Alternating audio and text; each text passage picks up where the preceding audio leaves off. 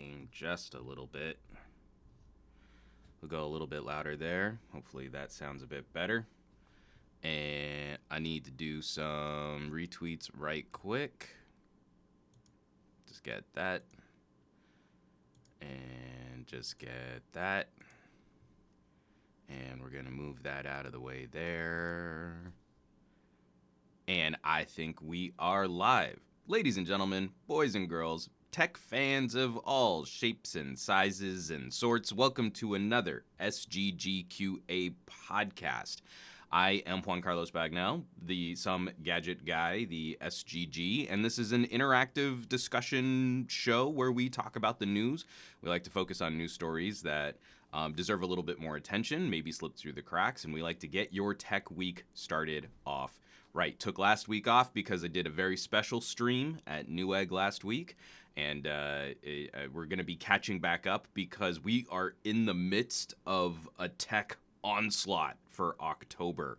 I unconsciously started threading my fingers together and white knuckling my hands when I started thinking about all of the technology that we're going to be talking about during this stream.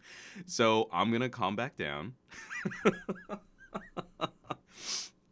And already seeing a ton of amazing people in the live chat today. James Vincent on Periscope, Fat Produce in the live chat, my co-host for the Geek Book Club, our monthly book review club, Sanan, Renato Laporte, Ronald Sims, Tech Leathercraft, Sharil Rahman, Junkie, JJ, Aussie Beach Bum in Periscope. Hey, what's up, bud? My tech brother from down under. And the Nitpicker, Demir Frank is in the live chat this week. Kyle Ruggles, my Canadian photographer pal.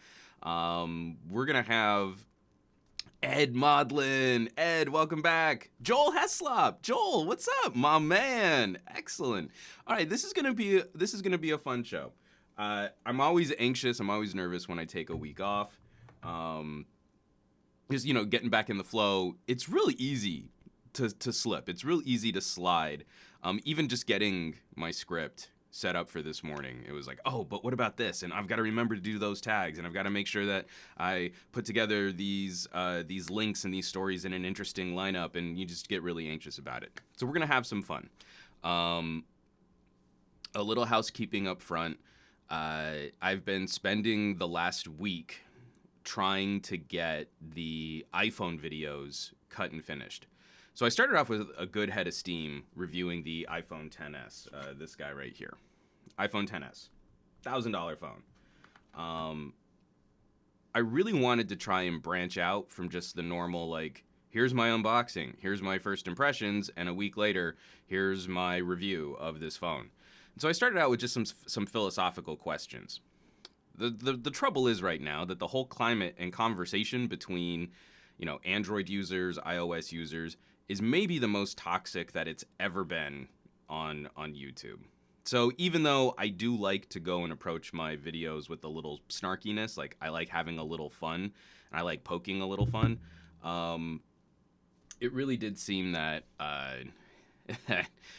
people were really just lockstep. It was just knee-jerk ready to freak out about video titles. So I did a video where I was really trying to highlight some of the issues with some of the issues on digital distractions. And in that video, there's two parts to this discussion. One, I think iOS has aged very poorly in allowing the user to really manage how they interact with the device. Like, it's the same UI that we've had since the very beginning, the same basic organizational tools. The addition of folders helps a bit, but if you really want to craft a streamlined iPhone experience, it's actually not that easy. We kind of joked about it on Enabong's podcast. If you watch the Bored at Work weekly podcast that we did on Saturday, the last 10 minutes of the video, he's trying to do what I did in that video, just collect apps into a folder, streamline that front face, and only focus on core services. And it's difficult. Enabong knows his way around an iPhone. It's not easy. So that obviously drew the ire of numerous iOS fans, and it was a very disappointing response to that video because I feel like a lot of people also missed the major component of what I was trying to talk about there, where it wasn't just iOS is crap, and I'm going to go and whine about it because I only like the Android. It was more, I also was looking at ways that I could change my behavior to make this a better experience, a healthier experience. And that's kind of been the MO for all of the videos that I've done on iOS and the iPhone so far. Doing one on Face ID, I still think Face ID is not as good as Touch ID. And I can show practical examples of situations where Touch ID is way easier to use. Phone's lying on a desk. I can't open my iPhone without interacting with it more than I could with my iPhone SE. And then I was showing, like, on Touch ID, there was this great there was this great choice that I think we all took for granted, where when you would push the button, you could see your notifications, or you could sort of push through the home button to get directly into the phone. Now with Face ID, you have to interact more to get straight through the phone. And people have gotten used to it, but getting used to a change doesn't necessarily mean that that's better design. So of course, people freaked out about that. And then lastly, getting into a conversation about benchmarking, where looking at specific examples of real world performance, the iPhone XS is not performing any better than my iPhone SE. There seems to be a big software limiter on Apple services, things like iMovie. You would think for all of this extra horsepower that you get on the iPhone XS that you would render video faster. Like, what are we doing if that bar graph on an Apple keynote denoting how much more powerful our new processor is than our old processor results in actually the iPhone SE was slightly faster at rendering UHD video. So the point of that video was to literally ask, what are some other things that we can measure to judge real world performance and not just rely on synthetic benchmarks? So like AnandTech did this amazing deep dive on the capability, the potential of the Apple A12. But I'm still left at a loss as to what can we actually do with it, right? You know, it's like I've got this amazing, twin turbo V8 engine, but it's got a limiter on it at 70 miles an hour. That's kind of what it feels like, because I know the A12 is a beast. We can push it, we can drive it in these synthetic benchmarks, but what apps can we actually use to extract that? So over that last week, I spent way too much time managing the iPhone XS, and I eventually wrapped up the audio review and the camera deep dive. But it took me the whole week. Handling iOS issues with Windows PCs to pull 40 gigabytes of photo and video samples took multiple days. And that's a major component of the full camera review for the iPhone XS. Is if I had to rely on the iPhone like I routinely use Android devices, then I would have failed to get my work done. It would have left me high and dry. So I couldn't just let the public side of the YouTube channel sit idle. And so I did sort of a little strategy session with the patrons, and I came up with something that I feel is a happy compromise. At the beginning of every camera review that I produce, I sort of do a TLDR. I put the conclusion right up front, and then I produce the rest of the video to supply evidence, that of my conclusion. That was a really roundabout, long-winded way of saying I put the end of the video up front, and then I show you how I arrived at that conclusion. I show my work. The iPhone XS video is 30 minutes long. The conclusion is about 3 minutes long. And that is about the length of time that many full phone reviews would focus on camera performance, right? You look at a full phone review, and the full phone review, say, between 8 and 12 minutes long. The camera section's probably only gonna be 2 to 3 minutes, right? So I felt like, okay, this would be a happy compromise. I can show a couple photo and video samples talk about my experiences using the camera. Super shallow, but again, it's about the same quantity and honestly about the same quality of discussion that you would get from any other outlet. And then I can point a link back to the Patreon to say the full. I mean, if you want to see all the samples, they're over here. A lot of people don't seem to need that because my camera reviews are sort of waffling. They're sort of hot and cold. It's not like because I've done a 20 to 30 minute deep dive into a camera that it's guaranteed to get any kind of viewership, even from a popular phone. It's one of the reasons why I was encouraged to sort of step down from Pocket Now, was that strategy just didn't seem to really fulfill. So if you wanted to directly support, the full real camera reviews for as many phones as I can get my hands on throughout the course of the year, then it made more sense for me to go solo on that. So the response on YouTube, predictably, has not been very positive. Let me see if I can pull this up, because I think it's almost 4,000 views, which on my channel right now is not bad for a one-off video, a little iPhone teaser video. And it does sort of serve as a teaser, but the conclusion is the conclusion. Like, that is how I feel and what I'm concerned about with the $1,000 phone. But I had to pin a comment at the top of the video saying, if your only instinct is to come here and complain about the rest of this video being on Patreon, then I'm just gonna have to mute you. I've had to mute about 15 people who not only just left a comment like, oh, boo, paywall, but have gone through and actually replied to other people saying, like, oh, I'm unsubbing. Are you going to unsub from this channel? Like actually trying to create some kind of momentum behind unsubscribing from my YouTube channel.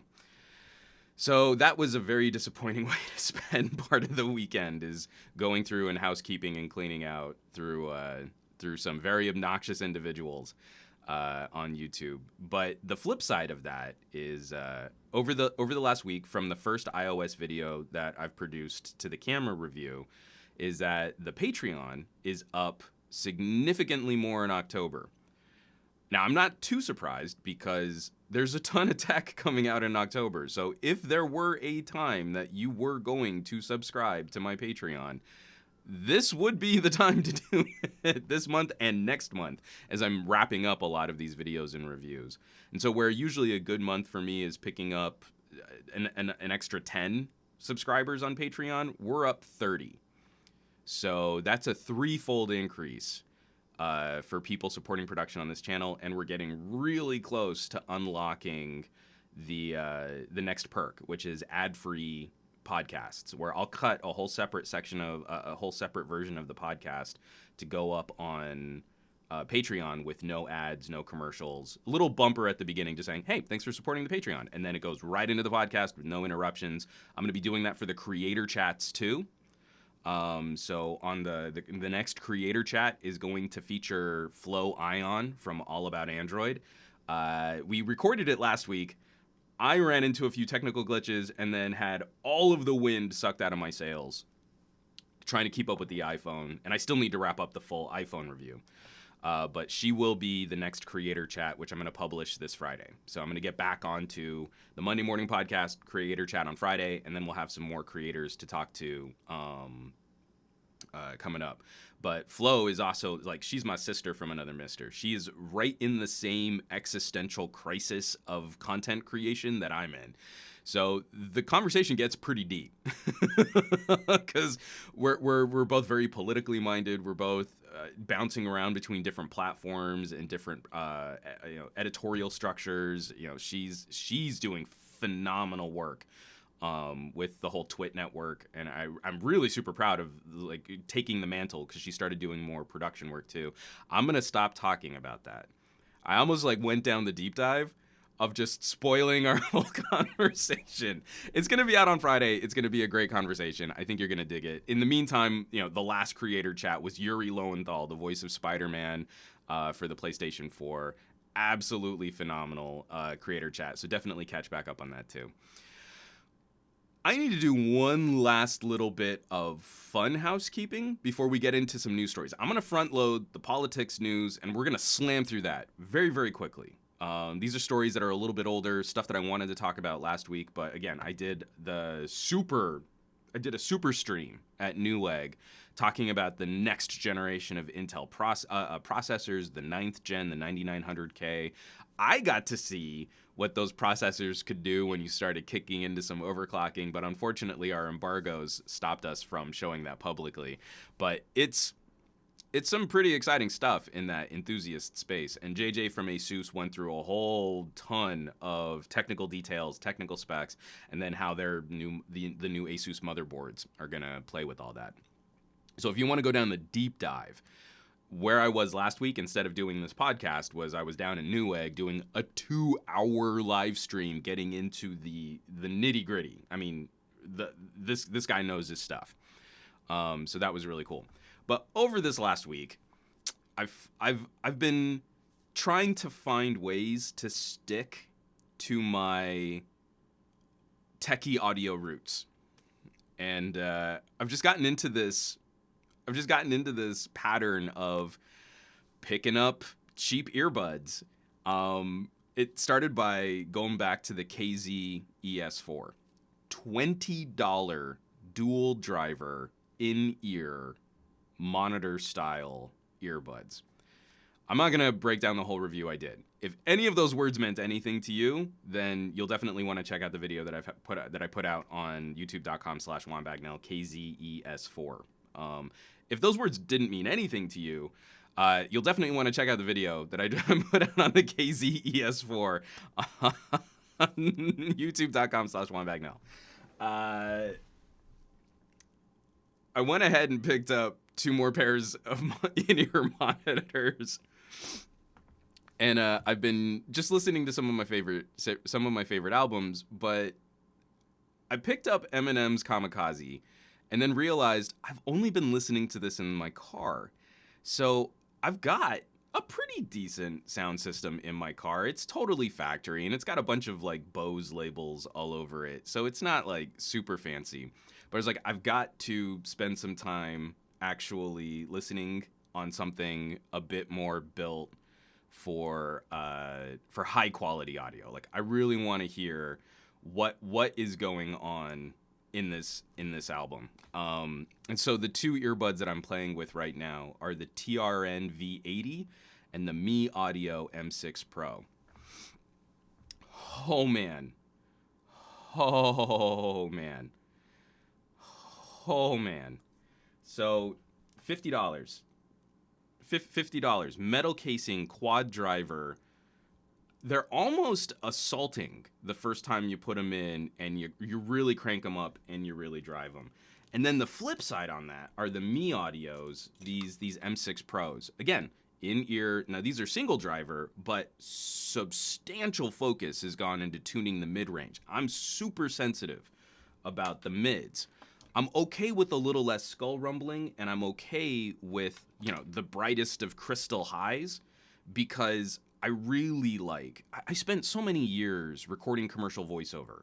I love the bracket of sound where the human voice lives, where guitar distortion lives, where all of that information, which I feel makes a singer distinctive or a guitar riff really accessible, right in that mid. So if I've got earbuds that highlight that, I'm usually really, really happy. So $50. $50, and you can find these amazing solutions, and they're just normal earbuds.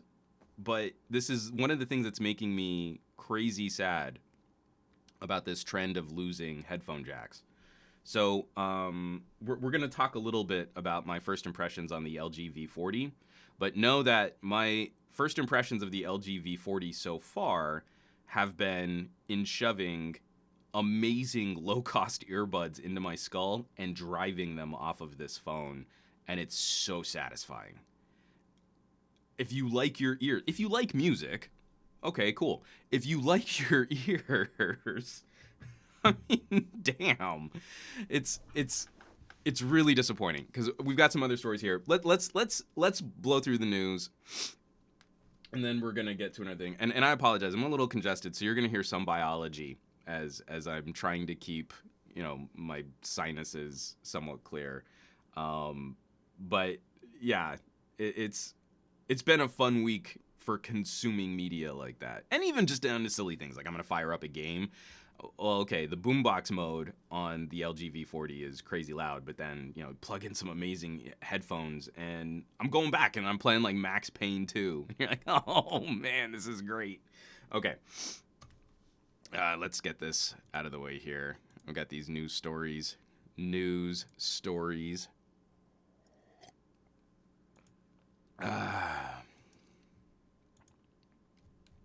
get this up here. Okay. First of all, it wouldn't be an SGGQA podcast. We didn't talk a little bit about net neutrality. I've got to keep it present. It's so disappointing that with everything else that's going on in the news, the consumer protections over our tech space are routinely sort of pushed to the side. So this is a story from Ars Technica. We've got two stories from Ars Technica this week. The FCC tells courts it has no legal authority to impose net neutrality rules. Now, judges ruled in 2016 that we could uphold these net neutrality policies. What's frustrating is the courts are still saying that this is legal protection, that net neutrality is legally kosher. And we've got a number of attorneys generals suing the FCC over these protections. California just enacted SB 822, instantly got sued. I mean, within the hour of Governor Jerry Brown signing off on net neutrality in California, DOJ was on our butts here in California. It's so disappointing that the FCC is still hiding behind this jumping through hoops definition to make the internet sound like something that it's not. And in doing that, they're trying to create an argument where they can regulate the non-regulation of the internet. Oh, Joel Heslop with the super chat. One, he's our man. Joel, what's up, buddy? Thank you so much for supporting the show. But yes, sorry, back on track here. That's particularly galling. The FCC is abdicating their responsibility. They are walking away from regulating the internet, but they're going to try and regulate other entities which might try and enact some kind of consumer protections. Ars Technical article does a great... I'm going to link this. I'm not going to spend that much time on it, but please give it a read and please give it a share. This is something that we as the techies in our circles of family and friends, we need to continue bringing up why this matters in a political sense. Why it matters, and especially why it matters from a conservative standpoint, where if as a conservative you care about things like fair and open competition for businesses, this is one of those situations where the granular details actually do have an effect on people at the ground floor, people starting new businesses, smaller community businesses, and then we can expand that. We can extrapolate that out to effects on healthcare, effects on education, international commerce. And it just also represents a chance to have a discussion about how do we want to conduct business? How do we want to relate and interact with other people? And so it's critically important that we understand these legal splitting hairs definitions that the FCC is currently throwing around and trying to conflate what the internet actually is. This goes all the way back to the the Communications Act. So when conservatives say like, "Oh, how can you regulate the internet with something a law that's 100 years old?" Because the definition fits. Just because a law is old doesn't mean that it can't be used to interpret a modern day event. But I digress. So in the Communications Act, a telecommunications service is defined as the transmission between or among points specified by the user of information of the user's choosing without change in the form or content of the information as sent and received. A telecommunication service is the offering of telecommunications for a fee directly to the public. Kind of sounds like the internet. The FCC has declared the internet is an information service, not a telecommunication service. An information service is the offering of a capability for generating, acquiring, storing, transforming, processing, retrieving, utilizing, or making available information via telecommunications. So, as I would interpret those two different legal definitions, a telecommunication service is the backbone pipe to pipe, starting point to end point, and an information service is what you use to alter or manipulate data in that pipe. That makes sense to me. So the telecommunication service would be your ISP, giving you a big pipe to get onto the internet and interact with stuff. And then an information service would be something like YouTube, where you can use that service to transmit, broadcast, store, or alter information, right? Ajit Pai is claiming that the internet is an information service, which I find to be wholly incorrect. And actually, numerous judges have sided with the definition of the internet lying as a telecommunication service. Because of that, we need to have conversation after conversation after conversation after conversation, because I feel it is factually and intellectually dishonest, factually incorrect and intellectually dishonest to say that the internet is just like a service that lives on the internet. So I know numerous people disagree with me. I'm pretty much sure they're all wrong.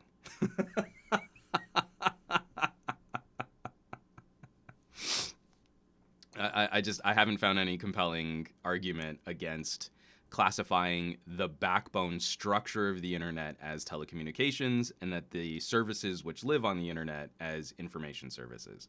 So again, it's just galling. It's frustrating. We had this conversation in the bag in 2016, and we've taken significant steps back from basic consumer protections. So we'll keep fighting that fight.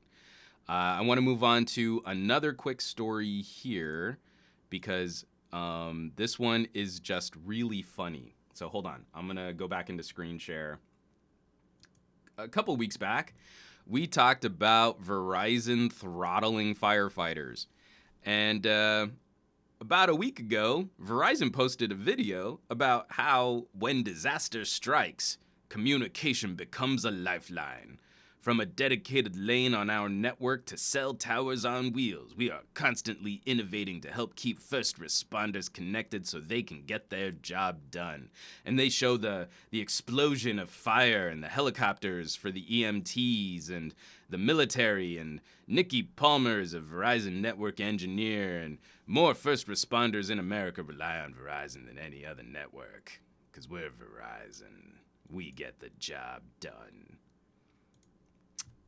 Until they throttle firefighters in the middle of a fire, of fighting a fire.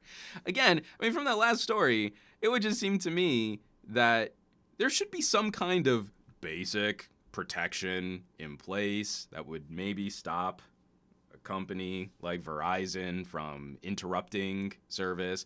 And then for also clearly delineating to consumers that, I don't know, like let's say you were a company and you offered a telecommunication service, like you offered a service that like was a pipe that got you onto the internet, and you called that pipe unlimited. And you also called it unlimited to the tune of having 3 different flavors of unlimited pipe, except for the fact that none of them are really unlimited. So already we've got an issue with like what you're calling your service here. And then a bunch of firefighters used that pipe, that unlimited pipe, and then you're like, oh wait, you're using this too much. We've got to slow you down. And then a couple weeks after you slowed them down, in the middle of of you slowed him down in the middle of fighting a fire. You put out a commercial about how great you are at keeping firefighters connected. So this video, I'm gonna link directly to this video. This video has 123,000 views. It is now unlisted. Kyle Ruggles, infinity -1. It's unlimited-ish. But you can't see any of the video stats. You can't see the likes or dislikes, and comments have been disabled for the video. I am downloading this video. I think it's hilarious. This is gonna go in my collection of saved videos from the internet alongside the Verge showing us how to build a PC. Yeah, this is an amazing piece of video art, and it needs to be preserved for future generations. Which brings me to another quick story. I'm not going to spend too much time on this one because, again, this is the other Ars Technica story.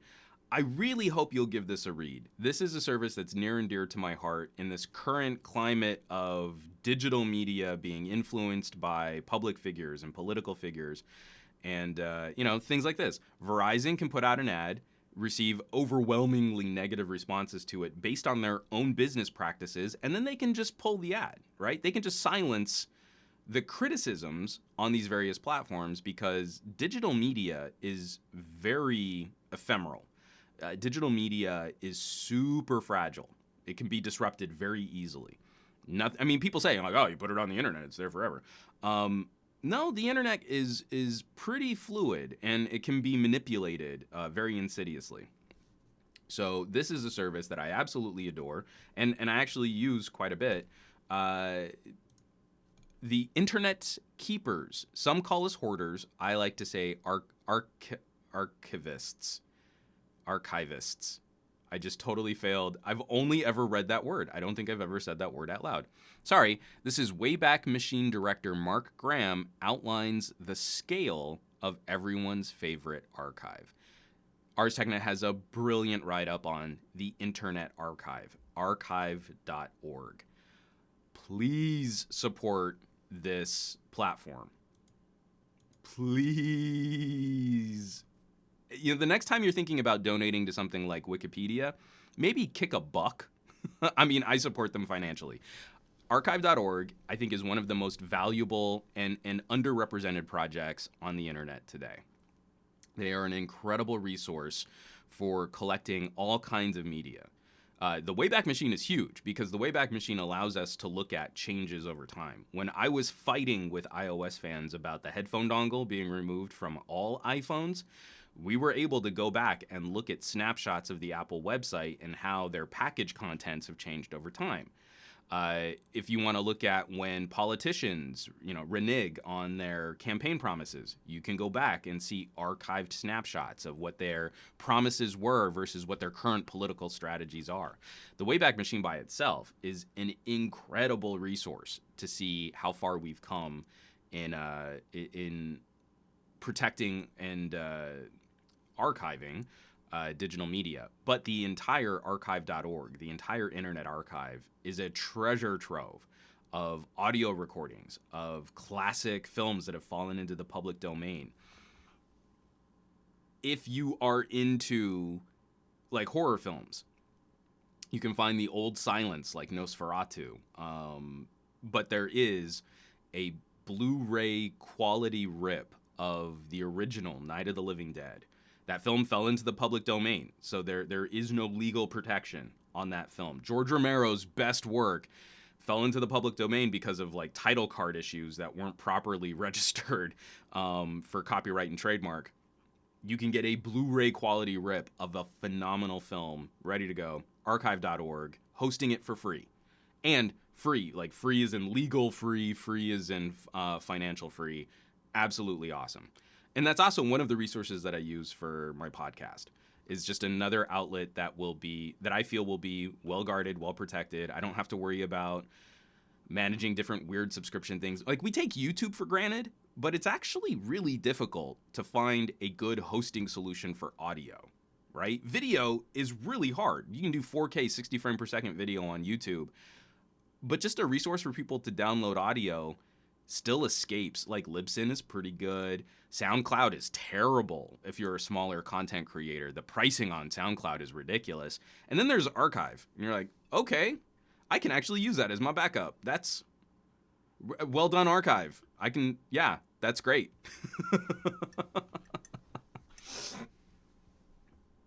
From McCoy Marcos on Periscope, I worked as a media archivist before, and I understand the importance of creating catalogs. And then from Sipple Slep, oh, wait, I think that's just the reply to McCoy Marcos. But anyway, yeah, when you go through and you look at what you need to do to protect digital media, it's a lot of work. You know, hard drives, the cloud, backups. I've now come up with a backup in triplicate, and I still don't feel like my family media is as well protected as it should be. So yeah, archive.org. Please check them out. Please support them. And I'll have a link to that Ars Technica article just so that you can get that deeper look into how they operate, what they're doing. There's definitely a political spin on that story because we're talking about, you know, protecting political media and making sure that our politicians are kept honest. But above and beyond that, it's also just an amazing place to go and trove for crazy, obscure stuff. Like, I think someone posted Liquid Television, that old MTV show. I don't know how kosher or legal that was, but it hasn't been released anywhere else. When things sort of disappear or die, when there's no home for them, I think they also have like a crazy collection of old Nintendo Powers. Like people scanned these old magazines, and I think you can find that on archive.org too. Anyway, let's move on real quick. So we've talked about the FCC. We've talked about Internet Archive. I think one of the last big news stories that I wanted to touch on, I'm doing pretty good. 37 minutes, and we're almost through the news block. How did y'all feel about Google Plus? I have to admit, I was really sad about the idea of it, but I also realized that I really hadn't earnestly used Google Plus in probably over a year.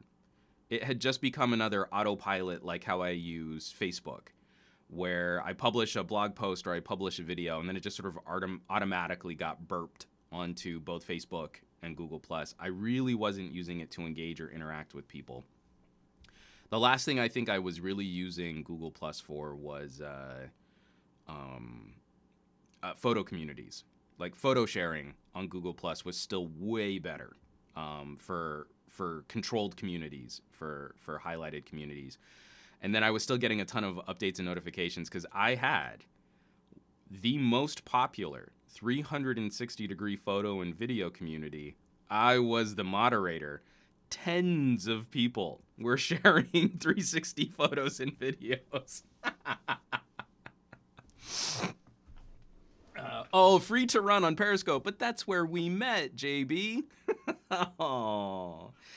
Kyle Ruggles, I love Google Plus, or excuse me, I love Google Plus. It was a way to control my media, who sees me and my privacy while browsing and not being shown as online, so people can see me online like on Facebook. Sharil Abdul Rahman, what is G Plus? Renato Laporte, it's just sad to see Google Plus going down the way it did with this bug. Joel GJ, many open source projects and geek communities used Google Plus. From LGH Delta, the concept of G Plus with the rings, the circles and stuff was pretty interesting. Also found some great artists there. There was just so much potential. And this really highlighted for me two major issues that I've got with Google right now. One, they are not in the spotlight for the same kind of user data scrutiny as Facebook. Facebook's business model, by design, sort of creates a leaking sieve of user data. But Google isn't that much better. So this is the opinion article that I wanted to talk about from Bloomberg. I don't put a lot of stock into Bloomberg's opinions on technology. They're usually wrong. But this one resonated for me a little bit. No, Google, we did not consent to this. The company knew about a privacy glitch and kept quiet. This has to stop. The first paragraph of the article. Shares of Google parent company Alphabet were dipping on Monday after the Wall Street Journal reported the company discovered a way for outside companies to potentially tap into Google users' digital information, and decided not to tell the public about it. I have 3 immediate takeaways. 1. This data privacy glitch is just like Facebook's Cambridge Analytical scandal, except it isn't. 2. Google made the wrong decision. And 3. Consumers still can't make informed choices about safeguarding their digital information. I want to hold Google up to the standard that they represent themselves at. And I want to get to a Star Trek future where my interactions with technology are benign and altruistic, you know? You think about the computer on the Enterprise, and it has to know every tiny, particular, intimate detail of every member of the crew. And we just sort of take that as for granted in science fiction, you know? Like, it's fine. It's fine that this is monitoring, tracking. It knows your location 24/7, 365. It hears literally every word that you speak. It engages with special and specific commands. And then I have, there are books written about all of the continuity errors in Star Trek and Star Trek: The Next Generation, from when like people tap on a communicator button to talk to the computer, or just say computer, and then the computer's still listening, but they have another conversation with a person, and then the computer replies. It's hilarious. I want Google to be that. Because I want Google to be that, I feel like I've been really harsh on Google over these last couple months because I don't feel they're living up to that.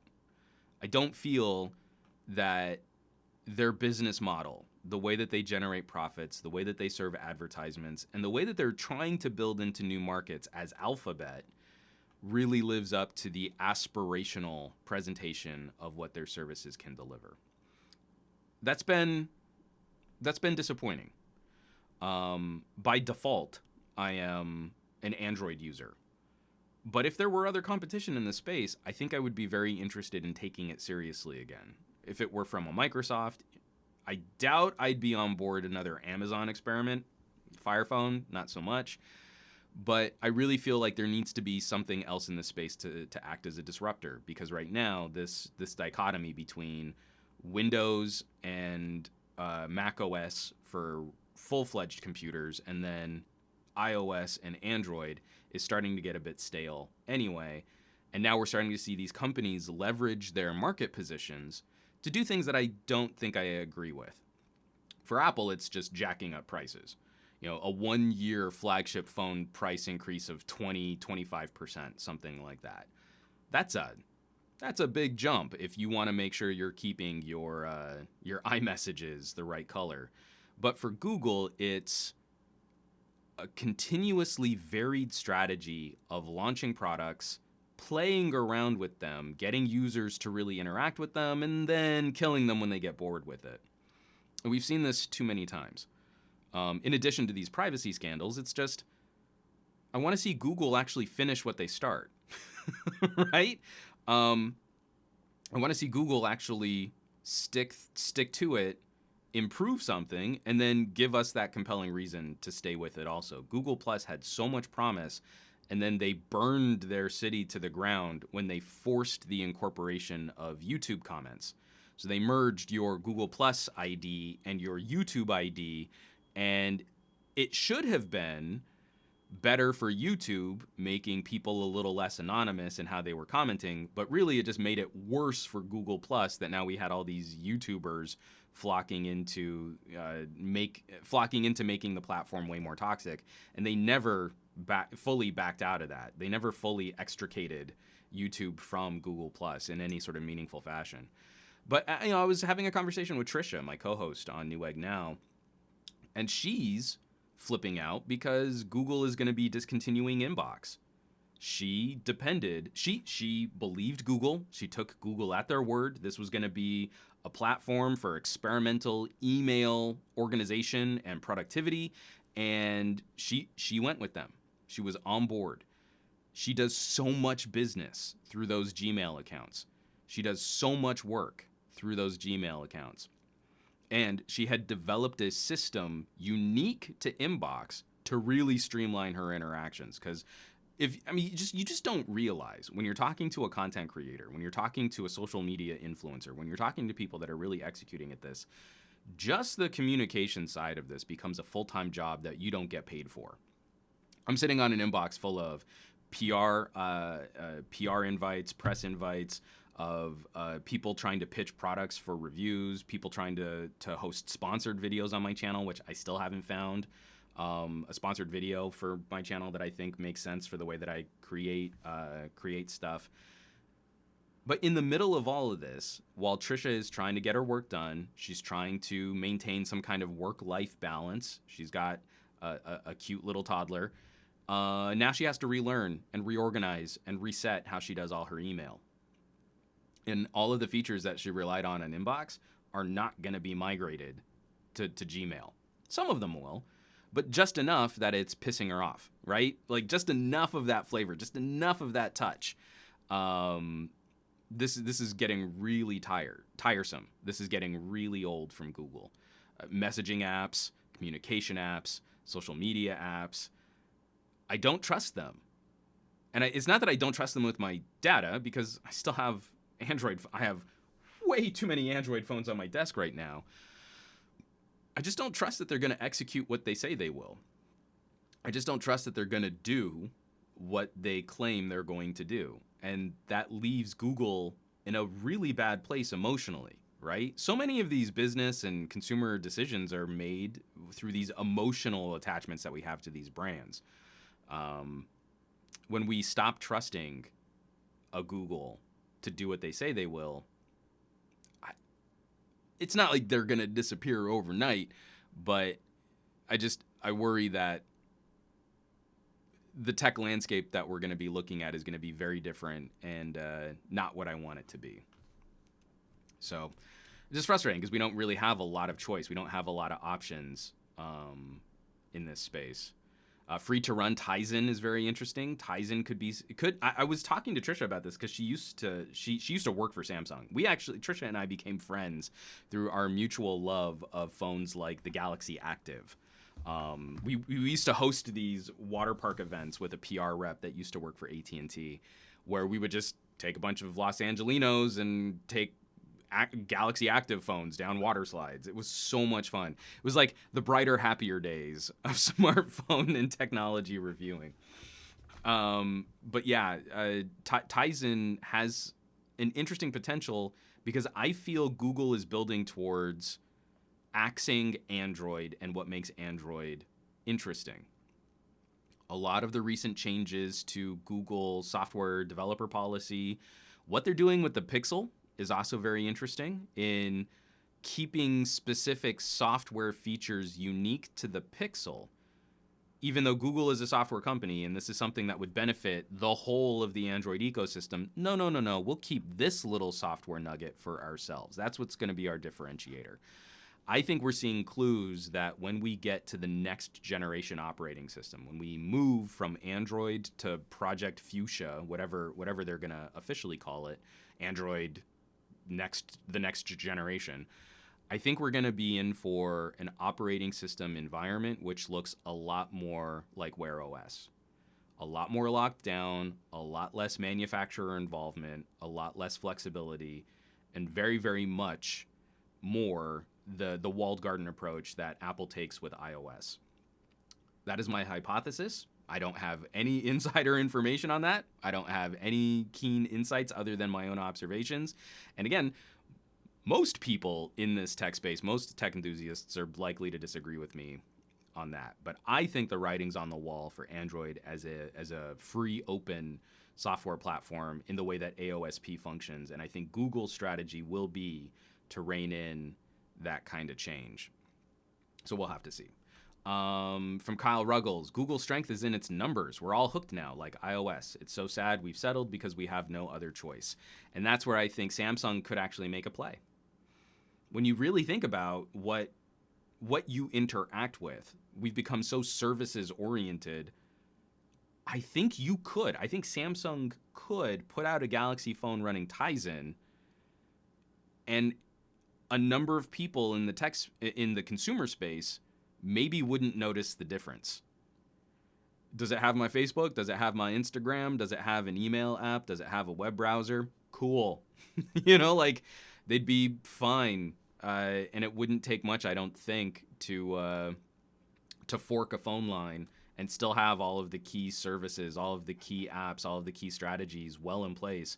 And again, Samsung phones are very customized. They're heavily skinned to deliver what Samsung thinks a phone should look like, not what Google thinks a phone should look like. And so free to run, I mean, that's exactly where I think there's potential there. And funnily enough, if a Tizen phone were to come out, I think I would take it very seriously. The first generation of it would suck. The second generation of it would probably suck a little less. And then after that, I think we would be in line for a distant third place competitor that could maybe put the screws to Apple and Google, hopefully improving some of the things that are lacking on their individual platforms. Sharil Rahman, I feel that successful Google products are ones they did not create. I mean, isn't Gmail something they bought? Likewise, YouTube. Likewise, Android. Android in-house. It didn't come in-house from Google. From Orlando Green, I've been trying to find an inbox replacement since they announced the shutdown, and I just don't see any. Joel GJ, Gmail has many of Inbox's features now, but not all of them. And the organizational structure of Gmail is not like Inbox's. Tech Valor, clap, clap, clap, clap, clap. Fat Produce from Andrew. A friend of mine is so mad about Inbox's demise. He was a hardcore Google Wave user back in the day. So that's what's funny is I loved Google Wave. I tried to get everybody I could switched over to Google Wave. It had such promise. Again, where I get lost, I get caught up in my hope. There's so much potential. They just need to realize some of this potential. It's going to be amazing. That when that happened, I kind of didn't. After Buzz and Google Plus and Wave, I backed off and I didn't jump on Inbox. And now I'm kind of glad. There were some things in Inbox that I think were very compelling, but apparently not compelling enough to keep it around. So I'm just on new Gmail and it's fine. But my business account, my SomeGadgetGuy email, the one tied to my website, that I use on Outlook. That one I do organize everything on Outlook. So I don't know, maybe this will be a boon for Microsoft. Probably not. Kyle Ruggles, Google Reader. Oh, Lego Manus. Missing Reader so much. Orlando Green, used Reader. Kyle, you just lit up the live chat with everyone remembering Reader. Feedly is okay. It's just not as good as what Reader was. And think about like where we've been since then. Now we use these like aggregate sites like Reddit or like how people use Facebook. I think it's done such a huge disservice to the actual writers and producers for individual websites and blogs. I'm trying to get back into using an RSS reader. I'm trying to extricate myself from Reddit and subscribing directly to websites and going directly to websites instead of just catching all of the headlines through some sort of aggregate service like Reddit. It's not easy. It's really hard. The convenience factor is really difficult to sort of untangle yourself from. Let me scroll down here. From Sharil, fork a version of Linux. That could be kind of interesting. From Ed Munoz, could OnePlus make a play in this venture with Oxygen OS? See, this is what I don't know. This is one of the unknowns. It could be really interesting if AOSP is an open source operating system. The core heart of Android is free and open. You just don't get any of the Google services if you decide to fork off a build of Android. So, I mean, like Amazon products are a build of Android. A company like Oppo, BK, could take a platform like OnePlus and make their own flavor of that software environment. They would just have to court app developers to continue supporting it. And that's where things get tricky. It takes a while to get developers interested in continued support for a platform that isn't iOS or Android. It was kind of the death of Windows Phone because Microsoft kept changing things and kept breaking things and then waiting 3 years in between major updates. You can't keep developers interested in a platform that inconsistently supported. But if another company came out and was really in it for the long term, they were willing to lose for a couple years in the market, then I think we would see some potential there. I think you could take Linux and you could take a flavor of AOSP. You could learn a lot from all of that, mash it up together, and come up with some new kind of operating system space. Like, I'm also very surprised that LG hasn't done more with WebOS.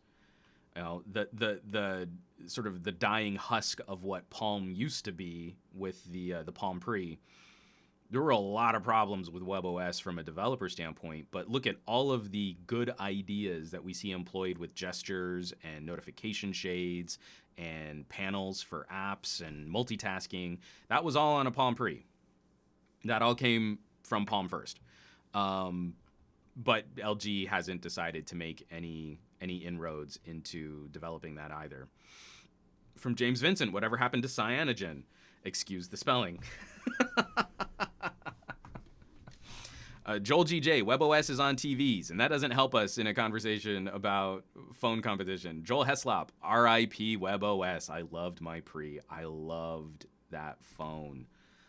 It was one of those that I actually never got to do a full hands-on review. I was writing for a different tech outlet at the time, and the editor-in-chief was all about collecting his Palm devices. But I did get the touchpad, so I did get the WebOS tablet. From Mauricio Gutierrez, you have to remember BlackBerry tried with QNX. QNX, absolutely, and then also BlackBerry OS 10.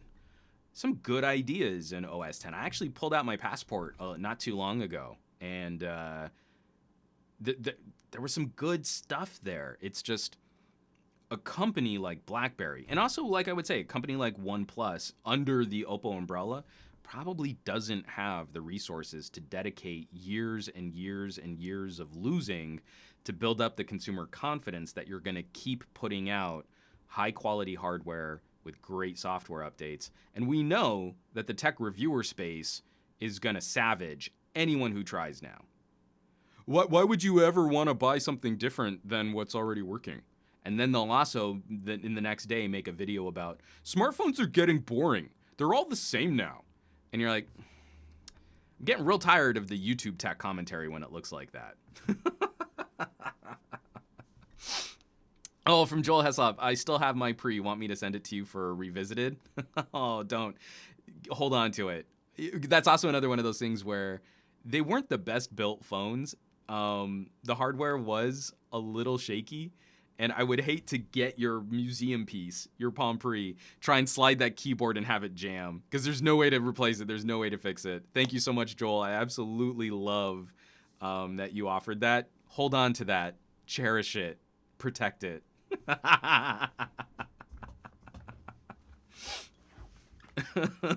So, let's get into some actual hardware. I want to start with just one quick story because it's a proud of me moment. I feel I was one of the first to actually tackle this burning issue. It was on everybody's minds. It was probably the most pressing technological discussion the world has ever seen. And this comes by way of Reddit user HT1499 tagged me in a post on Reddit titled "Audio Science Reviews Measurements of Google's Pixel 3.5 millimeter dongles." And the actual title of the article is "Battle of Google Pixel Headphone Dongles." And this is someone who's doing very granular scientific voltage examinations of the first generation and second generation Google headphone adapter. Again, the most important tech question facing us today.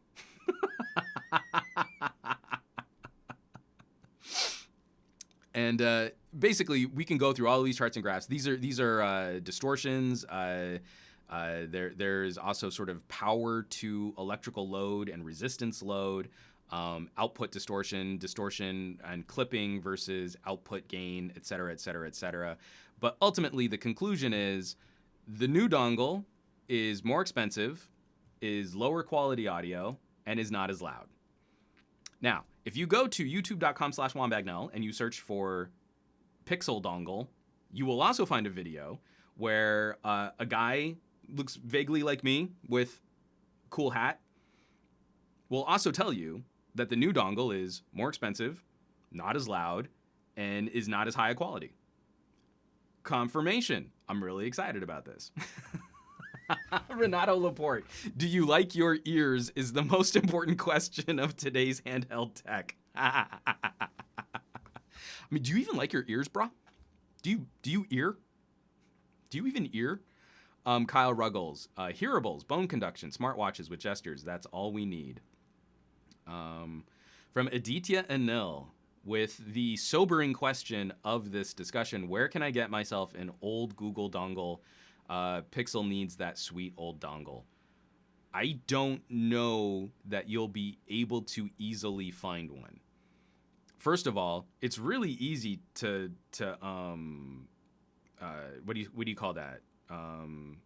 Counterfeit, because it's just white piece of plastic and a USB-C port, and you could kind of lump any kind of DAC chipset. Like you could get some gut rot Realtek old school terrible audio processor and just kind of stitch it in there and sell it for cheap on Alibaba and flood the market with fakes. Google won't sell you one. It took me weeks to get one just as they were doing the transition from the old dongle to the new dongle. It's super frustrating. From Ronald Sims, dongles suck up battery when used. So one of the arguments is you're going to pay more for this new Pixel dongle and you're going to get lower quality because that's what Google needed to do to slightly improve battery life while you use your dongle. I'm a grown-up. It's one of the things I love, absolutely love about LG phones is you can use the Qualcomm audio chipset or you can use their super awesome ESS Sabre quad DAC chipset. If I choose, I'll get a little less runtime. My battery will drain a little bit faster. But I can plug nice headphones into an LG phone and run it all day, listening to audio and still make it through the day. So this leaves us in a really precarious situation. I did a video talking about the Razer dongle. For $20, the Razer dongle was not as good as the first generation Pixel dongle, especially if you had higher impedance headphones. It's like I almost feel like I need to go back, revisit that video, and apologize to Razer because the new Pixel dongle is not as good as the Razer dongle. So now I would recommend, even though you don't have the same higher gain stage, like if you were powering really high resistance headphones, like 200 to 600 ohms, I don't think the Razer dongle has an oomph mode to really drive through that. I don't think it exists. I don't have the hardware to test that, but in my consumery range, I haven't seen any evidence that you can really boost the output on the Razer dongle. But in terms of consistency, in terms of performance, now the Razer dongle outperforms the second generation Google dongle, so I would lean towards that. And I'm trying to get my hands on, there are a couple specialty audio manufacturers and a couple other players that are making other USB-C audio adapters, but it takes a long time. They're not that expensive. They're usually between $20 and $50, but it's just testing headphone cable after headphone cable after headphone cable, plugging them into different phones, plugging them into Y adapters so you can test under load or through line output. It just takes so long. Detailing some of my experiences, I go into this more in the actual video for the second generation Pixel dongle, but I got worrying differences when I plugged the second generation Pixel dongle into an LG G7 versus my BlackBerry versus my OnePlus 6 running Android Pie. Now, Google claims that the new Pixel dongle is meant to best take advantage of updates in Android Pie, but guess which phone performed the worst? The two phones with Oreo or the one phone with Pie? Oh, wait, you tell me, which one do you think was the worst? Anyone? Anyone? It was the phone with Pi. So I already have a major problem. How do I review this consistently and fairly when I'm getting significantly different results over numerous different devices? That's a nightmare for a reviewer. I want to be able to come up with a consistent metric for grading performance and then compare that performance against the price performance. But I can't reliably disclose what that is without a half-hour conversation on the testing protocol and the differences from phone to phone to phone to phone. Because if I recommend you go out and buy the Pixel 2 dongle because it performed pretty well on an LG G7, and then you plug that into a OnePlus 6 or you plug that into a Huawei, it's not going to perform as I detailed it could perform on my LG G7. You would get a vastly inferior experience if you used a different phone. And that's what's killing me, is if it's a true USB audio device, it should not be this flaky. It should not be this inconsistent. And then I also have to weigh the other things too, like what happens when I plug it into a laptop.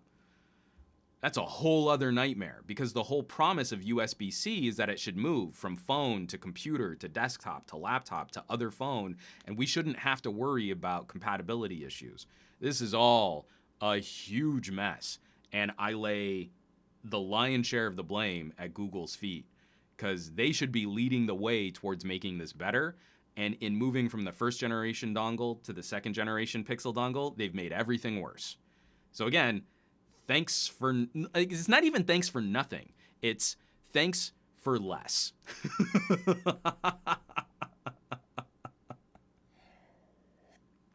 From Renato Laporte, Juan, to make your life more miserable, I'd like to see a Pixel 3 test of that dongle.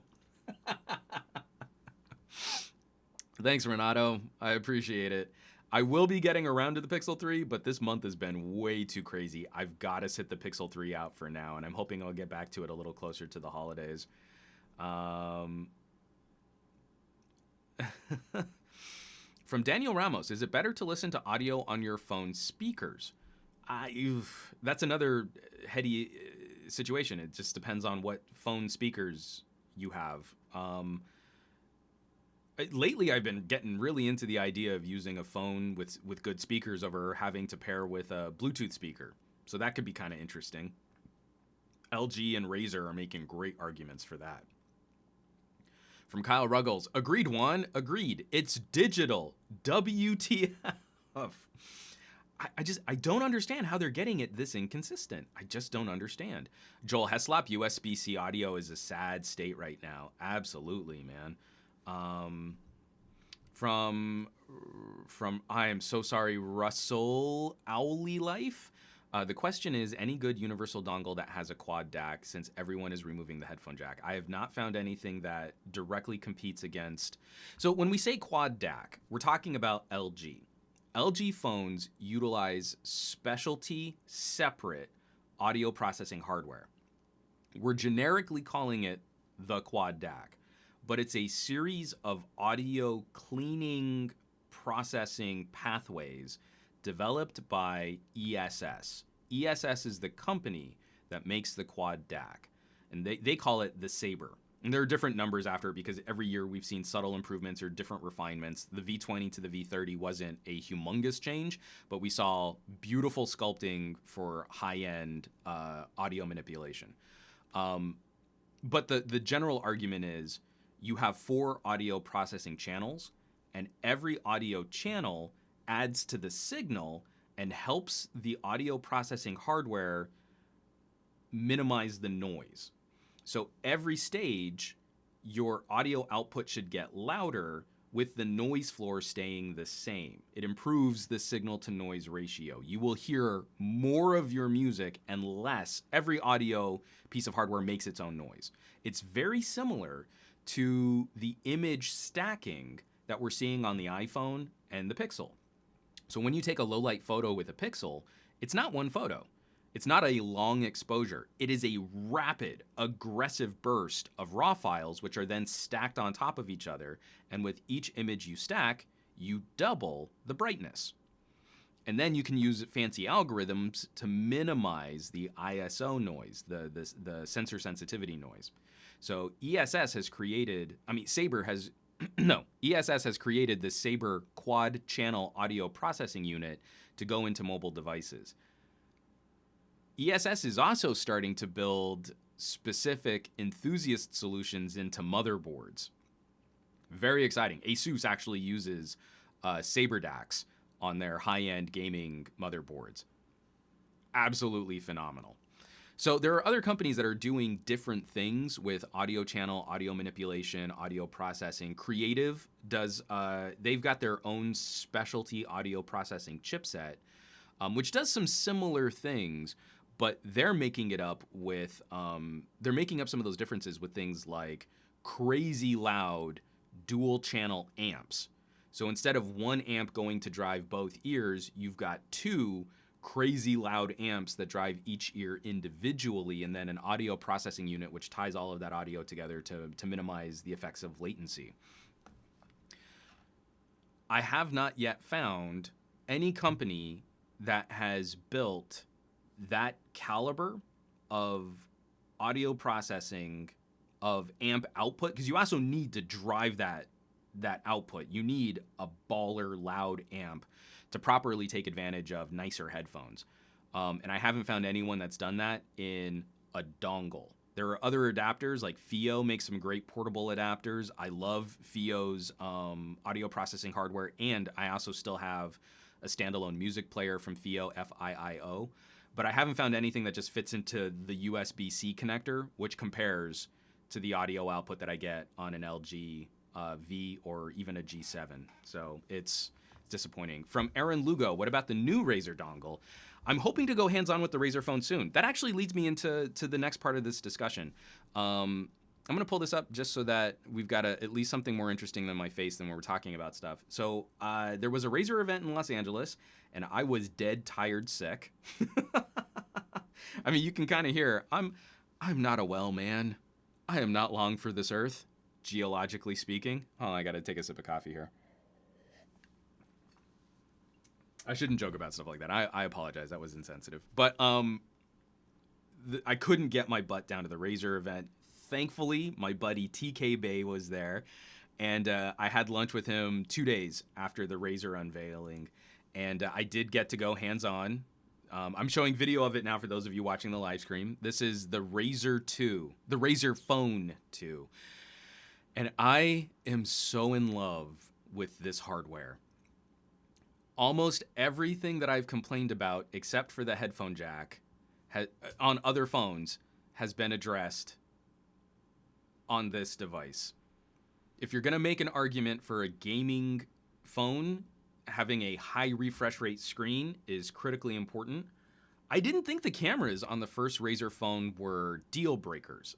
They weren't great, but I didn't think that they were terrible.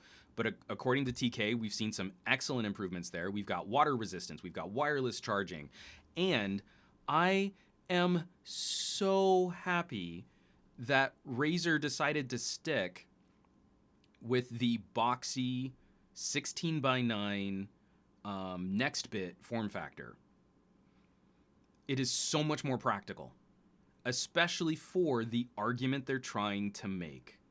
And it makes me so happy. You're claiming that this is going to be a phone good for gaming. You actually want bezels and ergonomic dead space so that you can properly hold the device and game with it. It's one of my biggest complaints with the OnePlus 6 and other notch, no bezel phones. I don't know why my screen is so dim, and this phone is charged. That I can't play with the controls pushed out to the corners. There's an interesting gremlin happening with my V40 right now, where by default, the V40 will make the game full screen. And then my frame rate will tank. And if I go into LG's custom software settings, I can force it back into a compatibility mode, which is 16:9, and game performance improves significantly. It improves noticeably. And so all of these things put together for $800, Razer is making a very compelling argument for having a king of a niche phone. I'm getting real tired of people acting like Razer's trying to make an all-rounder that's going to go and compete against the Galaxy. Right now, Razer's only competition is going to be the yet-to-be-released ROG phone.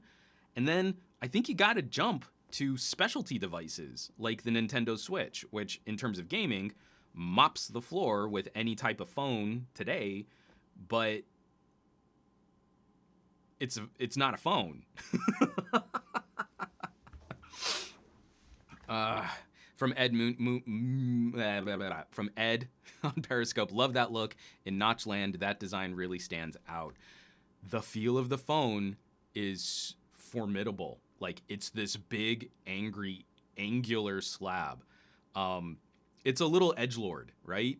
Gaming hardware kind of flexes a bit more in the looks department. Very aggressive styling, very aggressive design elements. And if you want a phone to stand out in generically curved, rounded corners, notched, no bezel design, you go with Nextbit, you go with Sony, old school Sony. I like that design language, and especially because it's practical. It's not just big, dumb forehead and chin bezels because they couldn't figure out how to make a bigger screen-to-body ratio. It's because they've put in better speakers that point at your face. I'm so happy that during the Razer announcement, they delivered that talking point. It's something I've been talking about for 6 years now, is don't put a speaker on the back of the phone. Speakers on the bottom edge are easy to block. They're functional, and they sound okay when sound is coming up out of your pocket if you put the phone in upside down, which I do. But when you're really using it, you want speakers pointing at your face, where Motorola had this right. The earpiece speaker was the main loudspeaker. So you only needed one speaker on a phone. You put one really good speaker, and then even for speakerphone calls, the speaker was near your ear, as far away from the microphone as it could be. That actually helps in the challenges of minimizing feedback. And, you know, not like our phones feedback, but that makes it easier to make sure your phones don't feedback. So I just like point after point after point after point. And now what we need to see is a software environment that can catch up on Android. I will once again shout out developers like Rockstar. I'm playing Max Payne 2 on a phone. I might go buy Bully. It's old school. Older, lower res graphics. It's not like this is really going to drive the hardware on a Razer phone, but those are fun games to revisit. And the translation from console or desktop gaming to mobile gaming for games like that works really, really well. So now what I hope that we'll see is software catching up, but then also game streaming services taking advantage of this kind of hardware. Google's Project Stream could be the perfect answer for why you want a gaming-centric phone or a gaming-focused phone, where you could play Assassin's Creed through ostensibly an app that just links you up to a good data connection, and bam, it's right there. When you're on the go and you're playing through a web browser with just a decently quick download speed, and then when you get home, you put down your phone and you pull up a web browser. You don't even have to install software, and your game was saved, your progression was saved, and you just go right back into playing on a larger screen on your home or on a TV in your home. That is why we want gaming hardware, gaming-centric mobile devices out in the marketplace first. It's going to be crazy better for the current slate of mobile games, and I think this will be the tip of the spear. The ROG phone, you can make the same argument for the Pixel and the OnePlus, but when you make this hardware specifically with gaming in mind, it does elevate that experience. It does make it better. I take that seriously because of the future of esports and the future of mobile games are, I think, going to start becoming more entwined. And when you can add in desktop grade or console grade gaming capabilities over data, that's huge. I would want a good platform to play that game. Over the next couple of years, I think we're going to see a significant hurt put on consoles. I think Microsoft has the right idea. They've been losing in the buy a box game, right? PlayStation is wiping the floor with Microsoft right now if we just look at units sold. But you know what Microsoft could do is turn Xbox into just a service. Xbox could be everywhere. I could have an Xbox app on my Android phone that streams games over a fast download speed. That's not science fiction anymore. That's real. That could be real. And if I have that capability, I would want hardware to take advantage of that. Oh, there's a huge conversation about other things too. Sharil Abdul Rahman, Half-Life 2 on mobile would be great. I would love to go back and play my Gordon Freeman. Just makes me sad because I don't know that we'll ever get Half-Life 3. From LSTU, bring Max Payne 3 and we might lose my mind, like literally. Timothy Wong, is the G7 still the king of audio in the smartphone industry? No, because now it is time to talk about my first week's impressions of the LG V40. Wah, wah.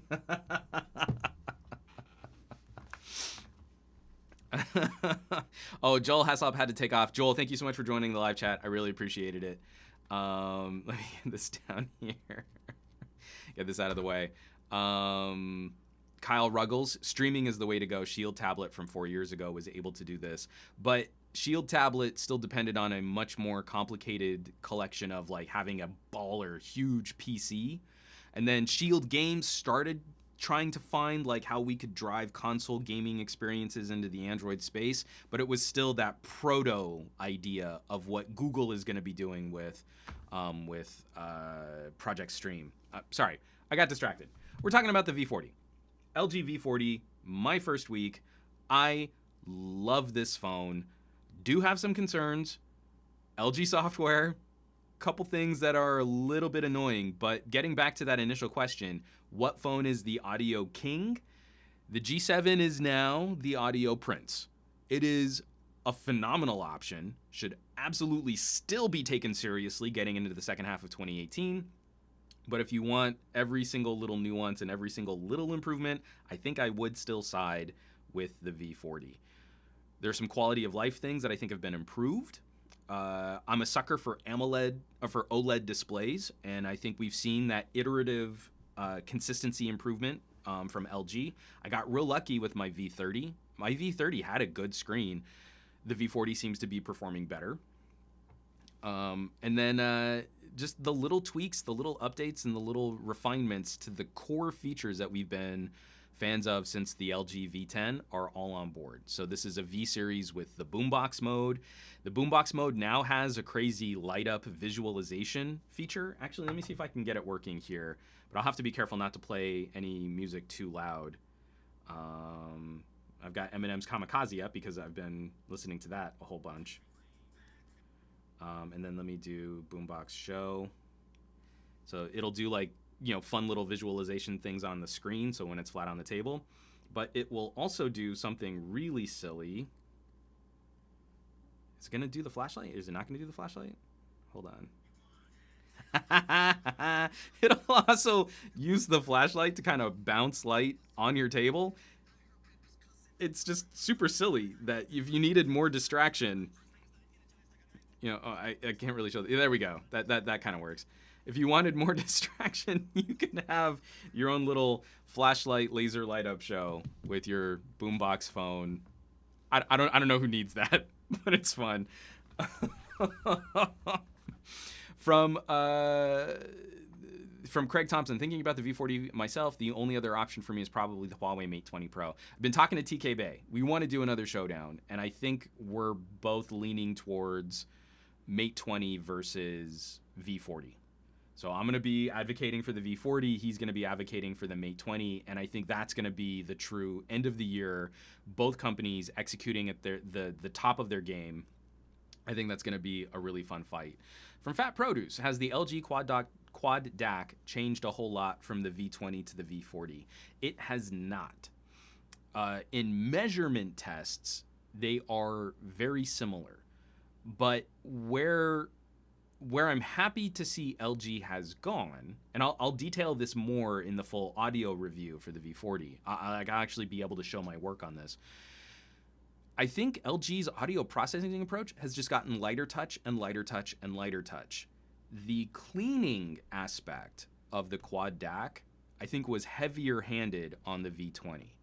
And I had problems with some of my measurement tests where the quad DAC in the V20 would confuse some of the elements of the audio file for noise generated by the system, and it would strip out certain elements. So I would go through an audio test, and I would look at a frequency response, or I would look at a distortion test, and I would see some very strange output.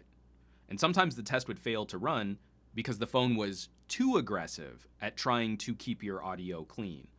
The refinements that we see are actually LG backing off a bit, and that I think is, I think it's important to detail that. Like, they've gotten better at refining the detection of noise in your audio processing channel and not confusing that for noise in the audio file. That's good. That's very good. We're also talking about crazy scientific differences that the human ear might not be able to detect.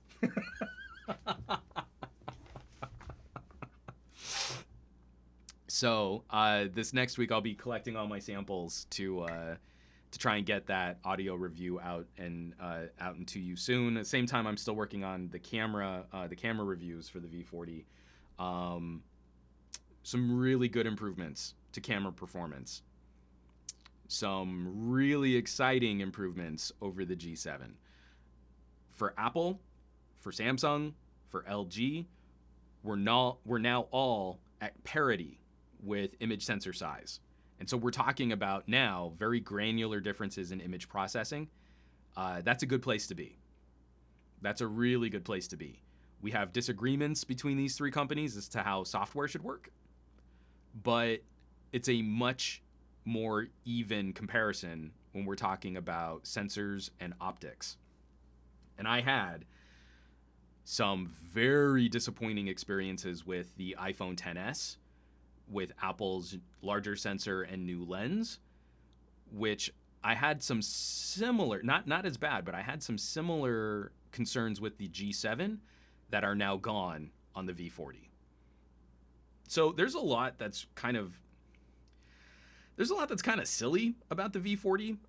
The triple camera sensor on the rear of the phone, I don't feel is very well integrated into LG's camera experience. It's sort of fun, but it doesn't seem to deliver the same promises that the older main sensor and wide angle sensor could deliver very easily. I will, of course, be talking about that more in the full camera review. But aside from that, it's just, this is, again, the V series phones are the true full realization of what LG can execute and can produce when they go full throttle. And I think they're making some very exciting arguments for content creators and for people who like to consume media. If listening to music is a primary use on your phones, you need to take LG seriously. I have had my ears in two different pairs of nice in-ear monitors, all being driven by LG products. Moving back and forth between the G7 and the V40, there is no other phone worth taking seriously when you're trying to gauge and critique headphones. There isn't any. One does not exist. You go to LG. End of discussion. So really, really exciting there too. I am more excited about talking V40 than any other phone this year.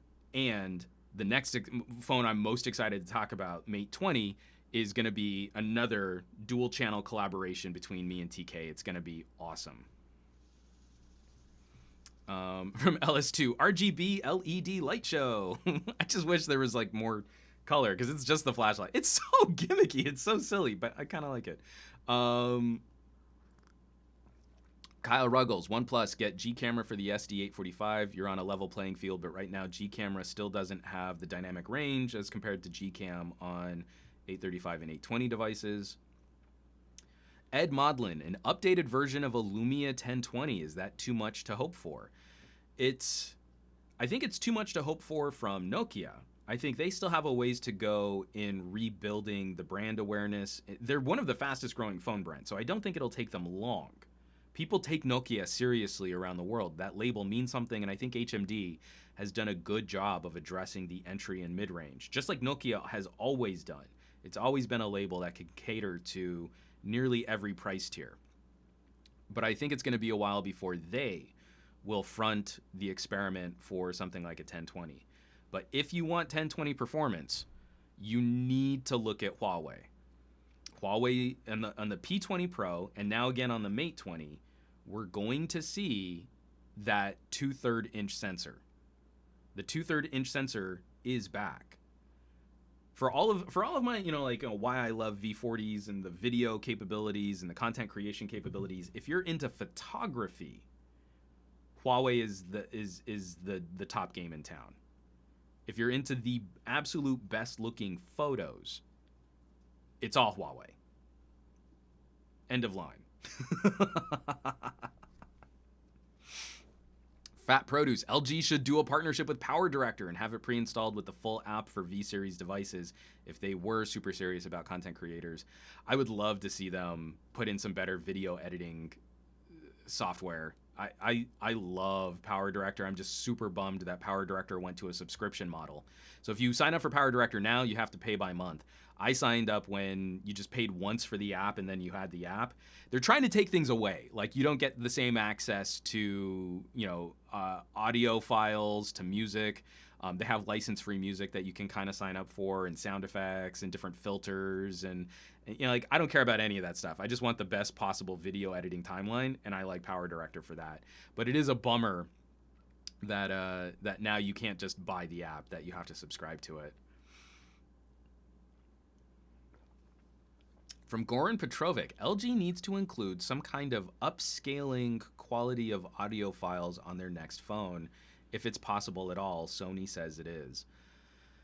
This is something that we could maybe do with AI. Like, you could train these MPUs and tell them this is what the FLAC version of a song looks like, and this is the information that's missing from a compressed audio file. But I just don't think it would be enough of a benefit to manipulate like a low quality MP3 and try and make it sound better. It's not the same as like image upscaling, where you can kind of play a few more visual and blurring tricks. That all like typically is degrades actual fidelity. I don't know that there would be something like that that would work as well for audio. And really, the quad DAC in an LG phone does provide significant benefits for compressed audio files, because you are keeping noise to a minimum, and then you are properly driving headphones with a loud amp. You will hear things in your music that you've never heard before. And this is routinely confused with other tech reviewers as some kind of boom sound manipulation trick where they're just messing with the EQ. If you really look at the files, the EQ stays flat.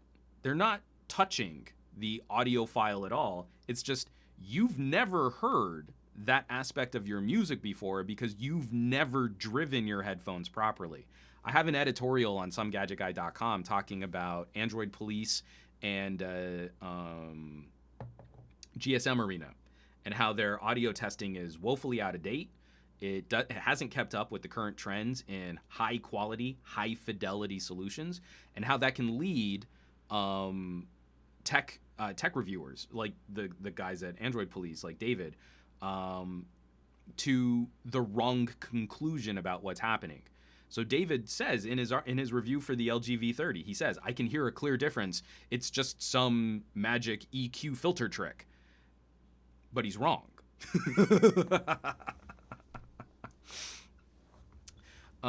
So from Kyle Ruggles, you can't remove the underwater audio effect from audio that you can remove from JPEG. Oh, I see what you're saying. So when you degrade an audio file, it has this warbling underwater sound quality to it. This is where I think if you properly trained an NPU, an AI hardware unit in a phone, you could maybe alter some of those warbling characteristics. But essentially, Kyle Ruggles is correct. Once that information is gone, it's gone. You can't really just patch it up. At least not until there's something else happening. But this is also why streaming services became so popular. Is you didn't have to worry about your archival quality catalog of audio files. You just streamed whatever they had. Goran Petrovic, isn't aptX HD and LDAC exactly that, but that is for wireless audio. Sony claims they are doing it even with wired. Problem is, as Juan said, is it really an improvement? So, Goran, there is a misconception that that's what aptX is doing. aptX and LDAC are better audio compression streaming codecs. So let's say you've got a CD. A CD usually has between an hour and 2 hours of music. It's 700 megabytes of data. So for that hour of music, each individual audio file is actually quite large for the full fidelity file. So let's say you took that file off and you stored it as a wave, a lossless audio file.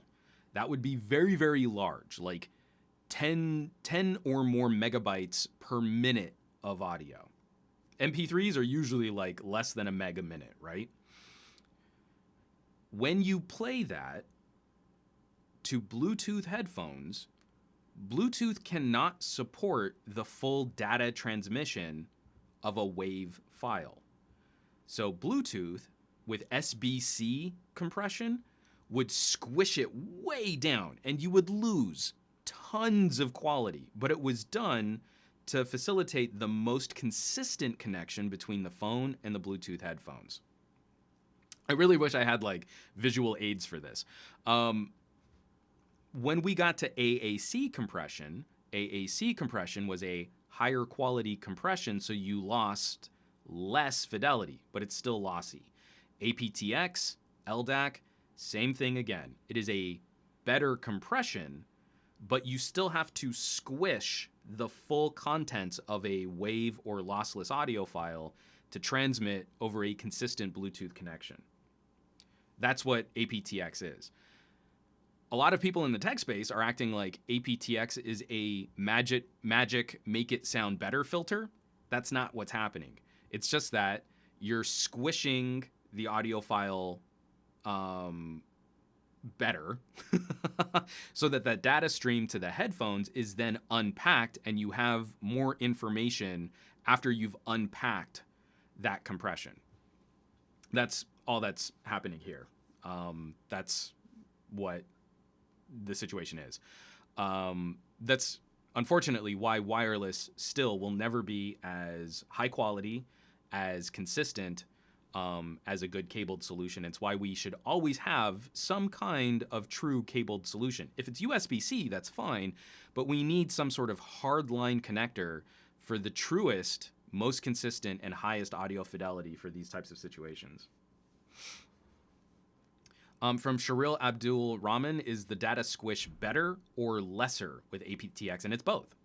aptX is a point-to-point. As long as both devices, the phone and your headphones, speak Qualcomm aptX, then you are utilizing a bigger pipe of Bluetooth because you're probably at least Bluetooth 4.2, if not Bluetooth 5. So you do have more information you can send. And it is a smarter, more processor-intensive data compression. So think about like video. When we went from H.264 to H.265, you can maintain the same visual fidelity in a smaller file size. Again, that's not magic. It's just we have a smarter algorithm for squishing out information to make it smaller. But then when you unpack it, it takes more processing power from the computer playing that file to properly represent the video in that. aptX is very similar, just for audio. And it's a lot smaller because audio doesn't take up nearly as much space as UHD video. From Moomin74, should phones have 2 USB-C ports? I don't know. I kind of like the idea more of having like a USB-C port and then a purpose-built like audio connector port, because there are other things you can do with audio connectors. Like you can have remote shutters, you can have payment processing systems, you can have you can basically do anything with a trigger. Anything that requires a trigger, you can do with an audio port. But if we're going to make the move, it would be nice. It's also what I like about the ROG phone, is it's at least having a conversation that you need to be able to do more than one thing on a port. So if you're gonna need to do more than one thing, then you need to have other ports. Like the no port phone, I think, is a dumb idea. We know Apple is wanting to go towards a peak where the iPhone Lightning connector licensing starts to wane, and then they're like, oh, look, our phone is magical. There's no hole on our phone. I think that's dumb. From Aditya Anil, is there no RAW format for mobile audio recording? Well, there is. You look at crazy high quality WAV files. So once you get to lossless, a WAV file has no compression. But then the quality metrics on WAV changed based on the recording and the mastering. So that's where you hear, like, is this 24-bit? Is this 32-bit? You could have 64-bit. It's just that there's diminishing returns as you start climbing beyond 24-bit audio. I do believe that even though 24-bit 96K or 24-bit 192K audio is storing and presenting frequencies of sound that the ear can't hear, I believe it's the better archival format to go that high quality, because those frequencies of sound interact with each other. Frequencies of sound are concussive force. They bounce around environments. They bounce around in your ear. So if you have frequencies of sound that you can't hear, they will still interact with and alter frequencies of sound that you can hear. So I think the truest representation of that source is to go to a crazy high quality. If you have a 24-bit 96 kilohertz recording, native recording of a sound file, that's your RAW format. You don't necessarily want to always store those, but maybe that's what you listen to when you're at home in a quiet environment with high quality audiophile gear. That's awesome. But when you want to make sure you're preserving that, that's the closest we get to RAW. And then you can also do things too, like FLAC. Ed Modlin brought up FLAC files. I'm sorry, I don't know why my nose is so itchy. It's super gross. It's been raining here. My allergies are going haywire. It's another reason why I've got this sort of laryngitis-y sound for this week's show. But FLAC, so FLAC is basically like a zip file. FLAC is compression, but it's not lossy. So with an MP3, a piece of software scans the raw source audio, and it determines for you, hey, you know what? There are these frequencies of sound that you can't hear. There's bass rumble that you probably won't be able to feel. And we're just going to come up with an average. We're going to come up with an average that's going to be pretty good for everybody. Pretty good for good headphones, pretty good for bad headphones. And we're just going to strip out all of the information that we don't need for the audiophiles and the archivists. And we're just going to leave the core of what mostly you'll be able to hear. And that makes for a very small audio file. What FLAC does is it takes the full lossless file and it just basically puts it into like WinRAR.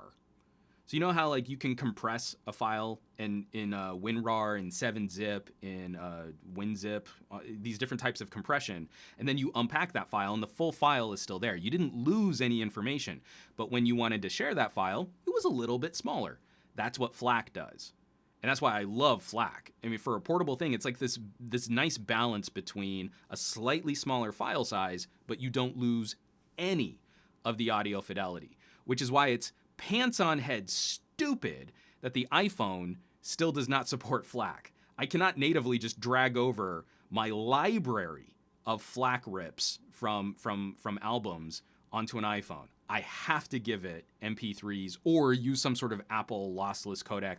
And I'm not going to transcribe my audio again just to support the iPhone, and how Apple can't figure out how to support the most powerful phone on the planet, can't figure out what to do with FLAC files, where my LG phones are crushing So my copy of Kamikaze, hold on, let me see if I can actually show it. If it'll show.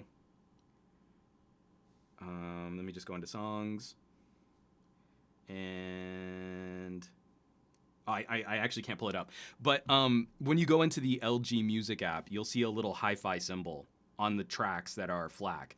So most of my music collection on my LG, hi-fi. Sorry, I get real excited about audio stuff. Again, I've been spending a lot of time with my ears in really nice, inexpensive earbuds that I would never plug into an iPhone or into a Huawei or into a Motorola or an HTC because they won't be properly driven. They won't be driven to that quality that I expect, that even a Samsung and a OnePlus 6 are doing a better job of driving these headphones. Like the dedicated built-in audio hardware on those devices, much better. And then you get to LG and it's just like your brain explodes because it sounds so awesome. Lots of other people talking about things. From Nat, Ratanakon. I totally butchered your name. I'm sorry. That's what I'm doing. My CD archives are all in AIFF, and that's Apple's lossless format. I'm a Windows guy, so I just started with WAV, and now my collection stuck with WAV. And then even for archival, I'm kind of okay with the compromise on FLAC. If I unpack a FLAC file, it's pretty much the same as the original WAV that I collected. And AIFF is very similar to that. But it just bugs me that I can play AIFF on my PCs, on my Windows machines, and on my Android devices. I can't play FLAC on my iPhone, so that's kind of a bummer. From Renato Laporte, why go with the free lossless audio codec when you can have Apple lossless audio codec? Well, I think you've nailed it right there because the free lossless codec is free.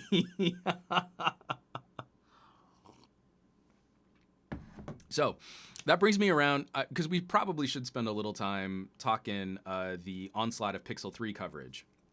So let me flip this over too, just so that we have the TLDR from Apple's press conference. I got to the end of this, and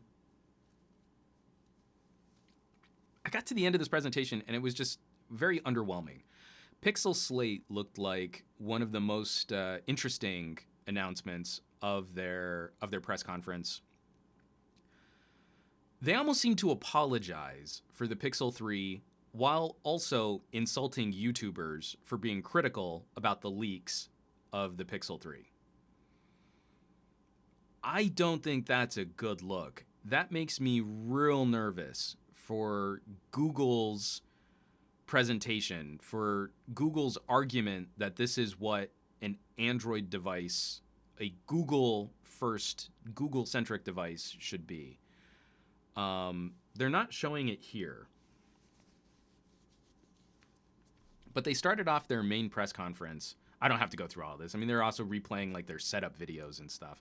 Like they stopped the whole press conference to show like how you set up your new smart speaker with a screen on it and you can tell it to do things. And like this was like a tutorial video that I never would have watched if I had bought the product, let alone you're trying to make me excited by presenting the product with basically the same instructional setup guide that I would have ignored anyway. Sorry, from Craig Thompson. You would think, given their history with the iPod, that Apple would be more bothered about reproducing high-quality music on their phones. You would think, right? If you have a classic iPod, hold on to that hardware too. Way better than what you can get on a $1,000 iPhone. But getting back to Google, I don't know about what you guys saw, what you guys and gals saw when you were watching the presentation, but it just seemed like all of the wind had been sucked out of their sails. Like there was no excitement on the ground. They were trying to deliver these aspirational, feel-good statements, but no one is as good at that as Apple is. Even Samsung is not as good as the feel-good. You're a part of a community. It's forward-thinking and progressive, and you're on the bleeding edge, even though we all know you're not. Google's presentation just felt defeatist. To start off, a presentation where you're going to disclose the information on your new phones by taking shots at YouTubers as if we missed something. Those of us that were talking about leaks and rumors and things like that, that's sort of the enthusiast currency that keeps your brand alive. They started it off with like a mashup of YouTubers talking about, oh, and what about this? And oh, the notch. And oh, no, your phones. Actually, they avoided all mention of the notch, but I'll get to that. To go through this like mashup, quick clips, and then to act like there was some big reveal that they were going to give us that never materialized was the worst possible look for third generation Pixel. We get to the Pixel reveal, and they don't even disclose the pricing for the Pixel XL. And you can buy the Pixel 3 starting at $799 for 64 gig. Okay, moving right along. Like, no charts, no, like, oh, and here's the XL, and it's got a better screen-to-body ratio, and it comes with a bigger battery or anything. No. The Pixel 3 starts at $799. End of discussion. What are we doing? What are we doing here? This is terrible. My hypothesis has always been you push aggressively into Generation 3. It's at the third generation of a product where consumers start taking you more seriously. You've front-loaded and you've lost fights and you've built up credibility and you've shown that you can execute and support your products. This is how Microsoft still has a hardware division. If the Surface hadn't moved from the Surface 1 to the Surface 2 to the Surface 3, and we hadn't seen such great improvement into the Surface 3, then I think the Surface team would have gotten the axe just like Windows Phone. Remember, Microsoft pushed more server side. They wanted to make everything about servers and services. Google missed their biggest opportunity for the Pixel phone. Generation 3 is where it's at, and they limped into this discussion showing off, it's a phone. Look, it's got a camera. I know everyone else is doing like multiple cameras. We'll do multiple cameras on the front, sort of. It's cool. And look at that. We've got two different sizes and, thoughtful design. That's such an Apple statement. Just like, it's like, what was it? The iPhone 7 where Tim Cook was out there saying it's the most forward-thinkingest iPhone we've ever produced.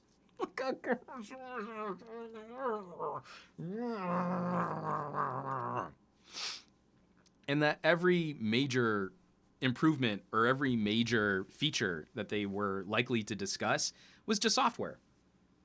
I mean, I shouldn't say it like that. Software is important. Software is key. Software is critical. But software for a phone ecosystem should improve the ecosystem. So when Google comes out with a service like call screening, AI-enhanced call screening, I'm going to get really mad if a feature like that doesn't make it to Project Fi. I am paying Google every month for phone service, but they're going to deny me that kind of advanced call filtering and call screening if I'm not using a Pixel? That's not okay. That's a service, and that's a server-side service. I want that, and I'm paying Google for these types of tools and this type of ecosystem so that I can get those benefits. The Pixel hardware is not enough. A new phone needs to generate excitement through, I'm setting off, by saying Google so many times, I'm setting off like every phone on my desk right now. It needs to be, the argument needs to be the blend of hardware and software. And now we've got a third generation Pixel, which is it's not very compelling hardware. Some nice improvements, some iterative improvements, things that we've been kind of asking for, wireless charging, that's cool. But they're not really driving the market. That's kind of an Apple move. We're going to just kind of coast with the minimum that you would need for us to execute these services well. But we're still going to charge you the top tier premium price. This still looks and feels and acts like a Nexus. There's nothing particularly special here that makes me think this is the pinnacle of Android. This is the peak. This is what Android should be. I just don't see it. Oh, I'm sorry. I kind of came in hard there. From Aditya Anil. Now I'm regretting my decision of getting a Pixel 3. Oh, don't feel bad. I'm sorry. This is Juan being cranky. Remember, the Monday Morning Tech Chat Show is all about the crankiness. But I will say, I'm really happy to hear that you got the Pixel 3 and not the Pixel 3 XL. I think it's the better looking phone. And also, I like smaller phones. And I'm living with a bunch of really big phones right now. From Renato Laporte, all assistant features will surely come to all Android phones in the US. I don't know. I think Google's strategy will be to separate Pixel features from the rest of Android in preparation for where we're going to go with Fuchsia. I hope I'm wrong. I really hope I'm wrong. But I think that's the strategy that's laying out in front of us, is we'll get consumers used to the fact that they can only get the top the top Google software from Google. And then you'll be sort of split off. If you want a Samsung phone, fine. But if you want these cool features, you can't get them. And then when Fuchsia rolls around, then we'll be better prepared for why a Samsung phone powered by Fuchsia doesn't do all of the Samsung things that Galaxy phones used to do, I guess. From Ed Munoz, at a certain point, you have to own who you are and what you can do. They need to hype that camera. I'll be really curious to play with one. It's going to be a little while before I can get my hands on one because I am way backlogged on other phones. But computational software processing is cool, but it's not the end-all be-all yet. Eventually, computational photography processing will be like mind-blowingly similar to what we can do with DSLRs. We're not there.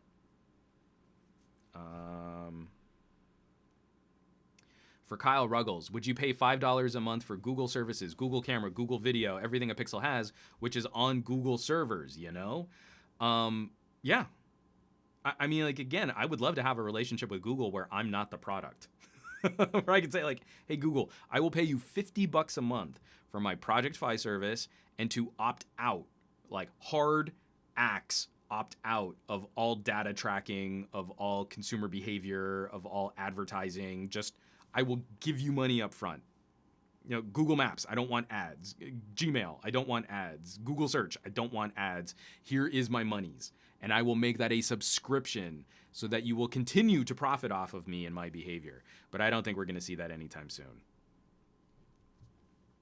From Tech Leathercraft, any reason all those fancy camera features can't be on the Pixel 2? Also, I think we're going to see most of them migrate. There might be a few things where you do need the chipset processing power on the Qualcomm 845.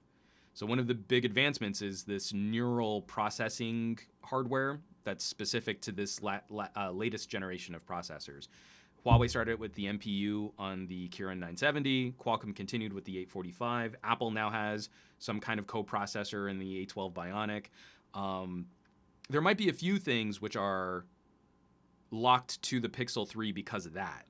But most of this looks like it should translate. Like, you should be able to backwards support other Pixel phones to do this just as well. If you want a small phone, try that new Palm. Okay, actually, I do have a link on this pulled up. That's from Bloomalicious. Bloomalicious? Hold on one second. Let me see if I can get back to this. So, Das Otter, Mimranglot. I've always mispronounced his actual Twitter handle. When I tweeted out, what do we want to talk about this week? He said, the new Palm phone for Verizon. Oh my gosh, there's a new Palm phone from Verizon. And not only is it a Palm phone, it's a Palm phone that fits in the palm of your hand. It's hilarious. Sorry, you probably just heard me kind of scratching my nose. My allergies are going nuts. This is the worst podcast ever. $345? Is that what we're paying for this? 3.3-inch display. It's 2.2 ounces. It's roughly the footprint of a credit card running Android Oreo, a Snapdragon 435, 3 gigabytes of RAM, 32 gigabytes of storage with a 12 megapixel camera on the back, and an 800 milliamp hour battery, which charges over USB-C. The front-facing camera has face to unlock features, and the whole phone is IP68 water resistant. Oh, this is hilarious. So what's interesting here is that TCL picked up this brand, the Palm brand. I hate the new logo they've got where it's PALM in sort of a square shape, but the icon layout looks a lot like Windows Mobile 6.5 from back in the day, where you had sort of an offset grid arrangement of apps. But $350. The argument here is not for this being your daily driver phone. Hold on, I gotta drink some water.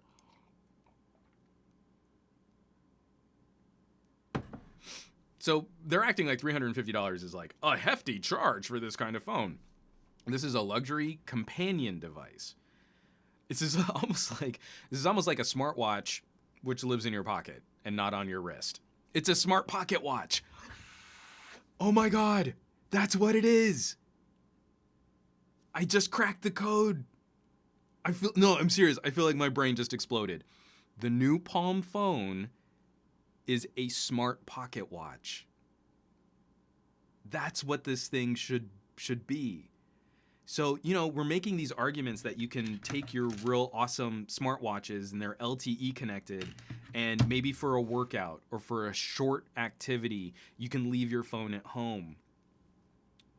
At the same price as a high-end smartwatch, this is a tiny little weekender phone. I don't want to have my big old massive phablet in my pocket. I'm running a quick errand, or I'm going to go hang out with the kids. I just need something super, super basic. I need to be accessible. It's just like taking your smartwatch, your LTE connected smartwatch off of your wrist and putting it in your pocket. I figured it out. I did it. From Tech Leathercraft. Does it come with a chain, though? I need a tiny little case for this, which has a lanyard strap. How amazing would that be? You could have like a little lanyard strap, pull it out, and it could just be like connected to like your wallet chain from the 1990s. Oh my God, I want this so much more now. I want this so bad now. I'm gonna reach out. I have a contact at TCL. I need to review this phone. I need to add it to my list of gadgets to review at the end of the year. I'm getting my ass kicked so hard, but I need this one. Oh, Aditya Anil, does it have a notch? It ain't a 2018 phone if it ain't got a notch. There's no room. This is literally, it's too small to have a notch. Oh, I love it. Oh, I love it. Yeah, I'm gonna send out a press contact. I need to go hands on with this phone. My wife's gonna kill me. I have yet another phone dropped off. Oh, jeebus.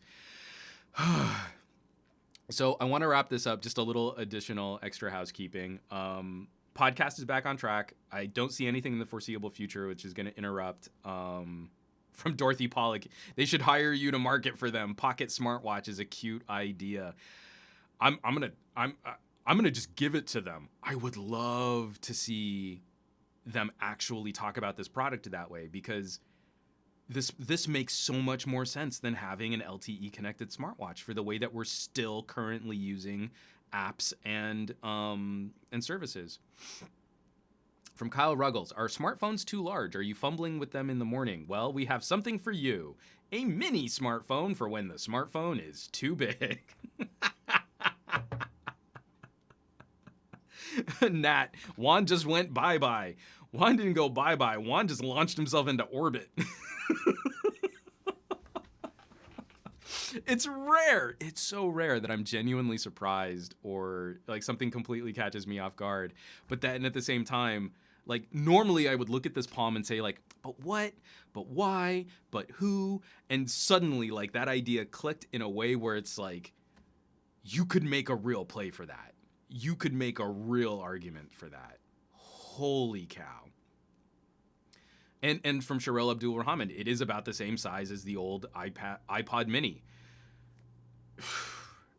this could work. This could really work.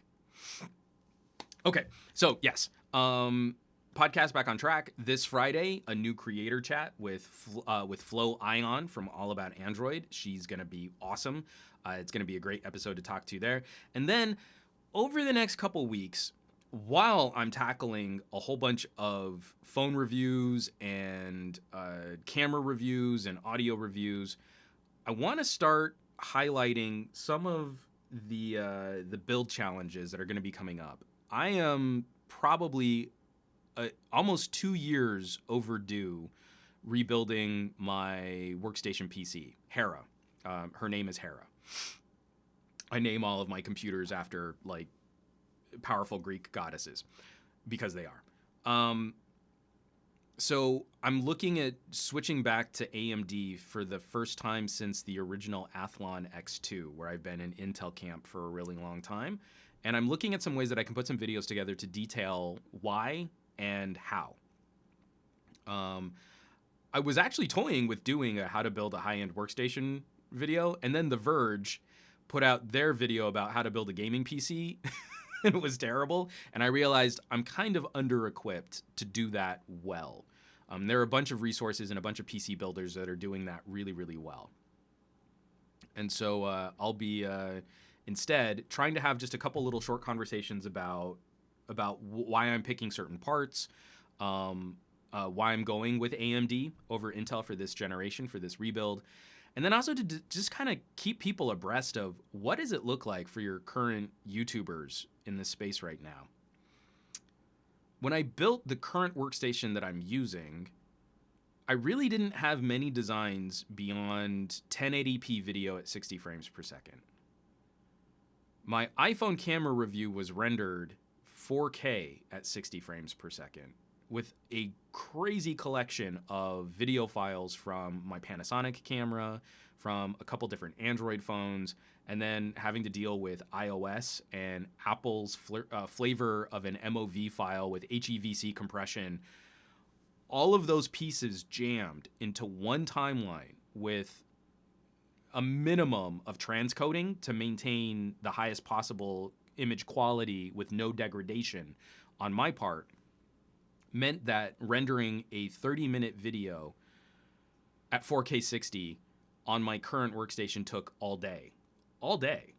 Not because the render took all day, but because my current workstation failed several times to properly render that video. And if you watch the camera review that I currently have out, there are 2 video glitches. They're really small. They don't impact the discussion, but I just couldn't stomach rendering that video again and hoping that it would be better on this next one. So I'm going to be talking about, what parts am I keeping? What parts am I upgrading? I'm getting a new case, getting a new chassis. But the realities of this are, increasingly, our phones are shooting 4K 60 frames per second, 1080p at 240, 720p at up to 960 frames per second. We're demanding of ourselves, and our communities are also demanding a higher grade of image integrity and image fidelity, and the processing requirements are shockingly high.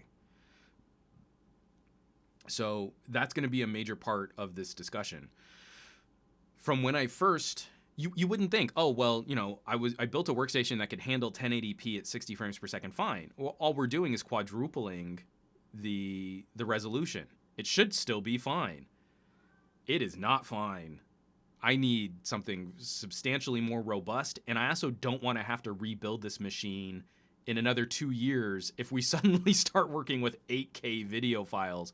Or I also would like to get back into 360-degree video, and that's likely going to be 8K video files if we want to do something serious with immersive and VR and AR video. So that's going to be coming to the channel towards the end of the month too, because there are a couple pieces that have not been released yet that I'm hoping to take advantage of when they are available to consumers, that I think will be really exciting to talk about. So that's going to be another major thing to keep an eye out for on this channel. Let me get one more drink of water and we can kind of finish all of this up. 2 hours 2 hours and 10 minutes. We did it, guys. We got through another podcast. I'm proud of you. Honestly, for those of you still watching this, you're doing great.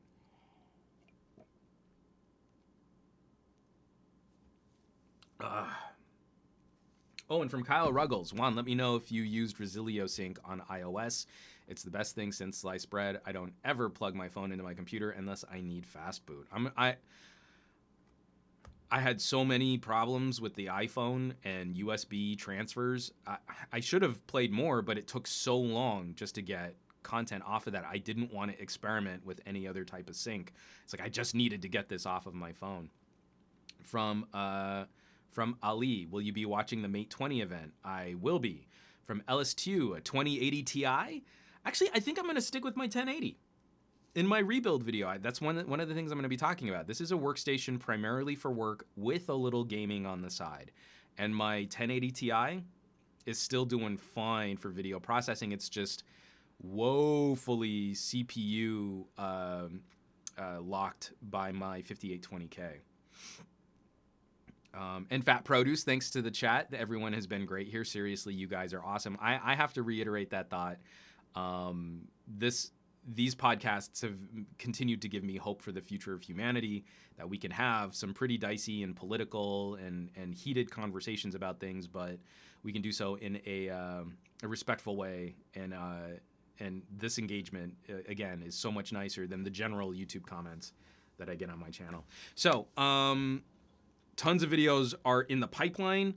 I don't know how many will be finished this week, but we will be talking iPhone wrap-up. We will be talking LG V40 camera and audio tech. I want to do a quick bullet point 1-year upgrade. If you were on an LG V30, does it make sense to maybe do a 1-year flip?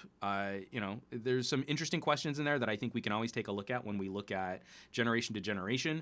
Towards the end of the month, we're going to be hitting the ground hard on a number of other phones too. It's why I'm kind of slow playing Pixel 3. Is we're going to have Mate 20 out. TK Bay is going to be my partner in doing some Mate 20 commentary. I'm assuming we're going to be looking at the OnePlus 6T. And then I'm still hoping to get my hands on a Razer Phone 2 in the mix of all of this. There's going to be so much to talk about. So, folks, thank you so much for watching. Thank you so much for participating, for sharing. And, of course, the best place to be catching all of this future content will be patreon.com/SomeGadgetGuy. The full collection of audio and camera reviews. I can't thank you enough for spreading the word on this experiment. And we are so close to unlocking the next perk being ad-free versions of the podcasts. And then I've got a couple other things planned for some of the higher tiers for early access to scripts, behind the scenes footage, and the next version of my photography book will be out the beginning of next year. I'm rewriting all of the passages and updating the book for 2019, and that's going to be coming very, very shortly. So if you're also one of the higher tier members, you get a free copy of my book. So, you know where you guys can find me around the rest of the internets, at SomeGadgetGuy on the Twitters, the Facebooks, the Instagrams, the YouTubes. If you search for it, you'll find me. And we can have continued conversations there. I hope you've gotten your tech week started off right. And you know where you can find me next week on the next episode of the Monday Morning Tech Chat Show, the SGGQA podcast. Have a great week. I'm serious. Have some fun with your technology, and I'll catch you back here next Monday morning. Be well.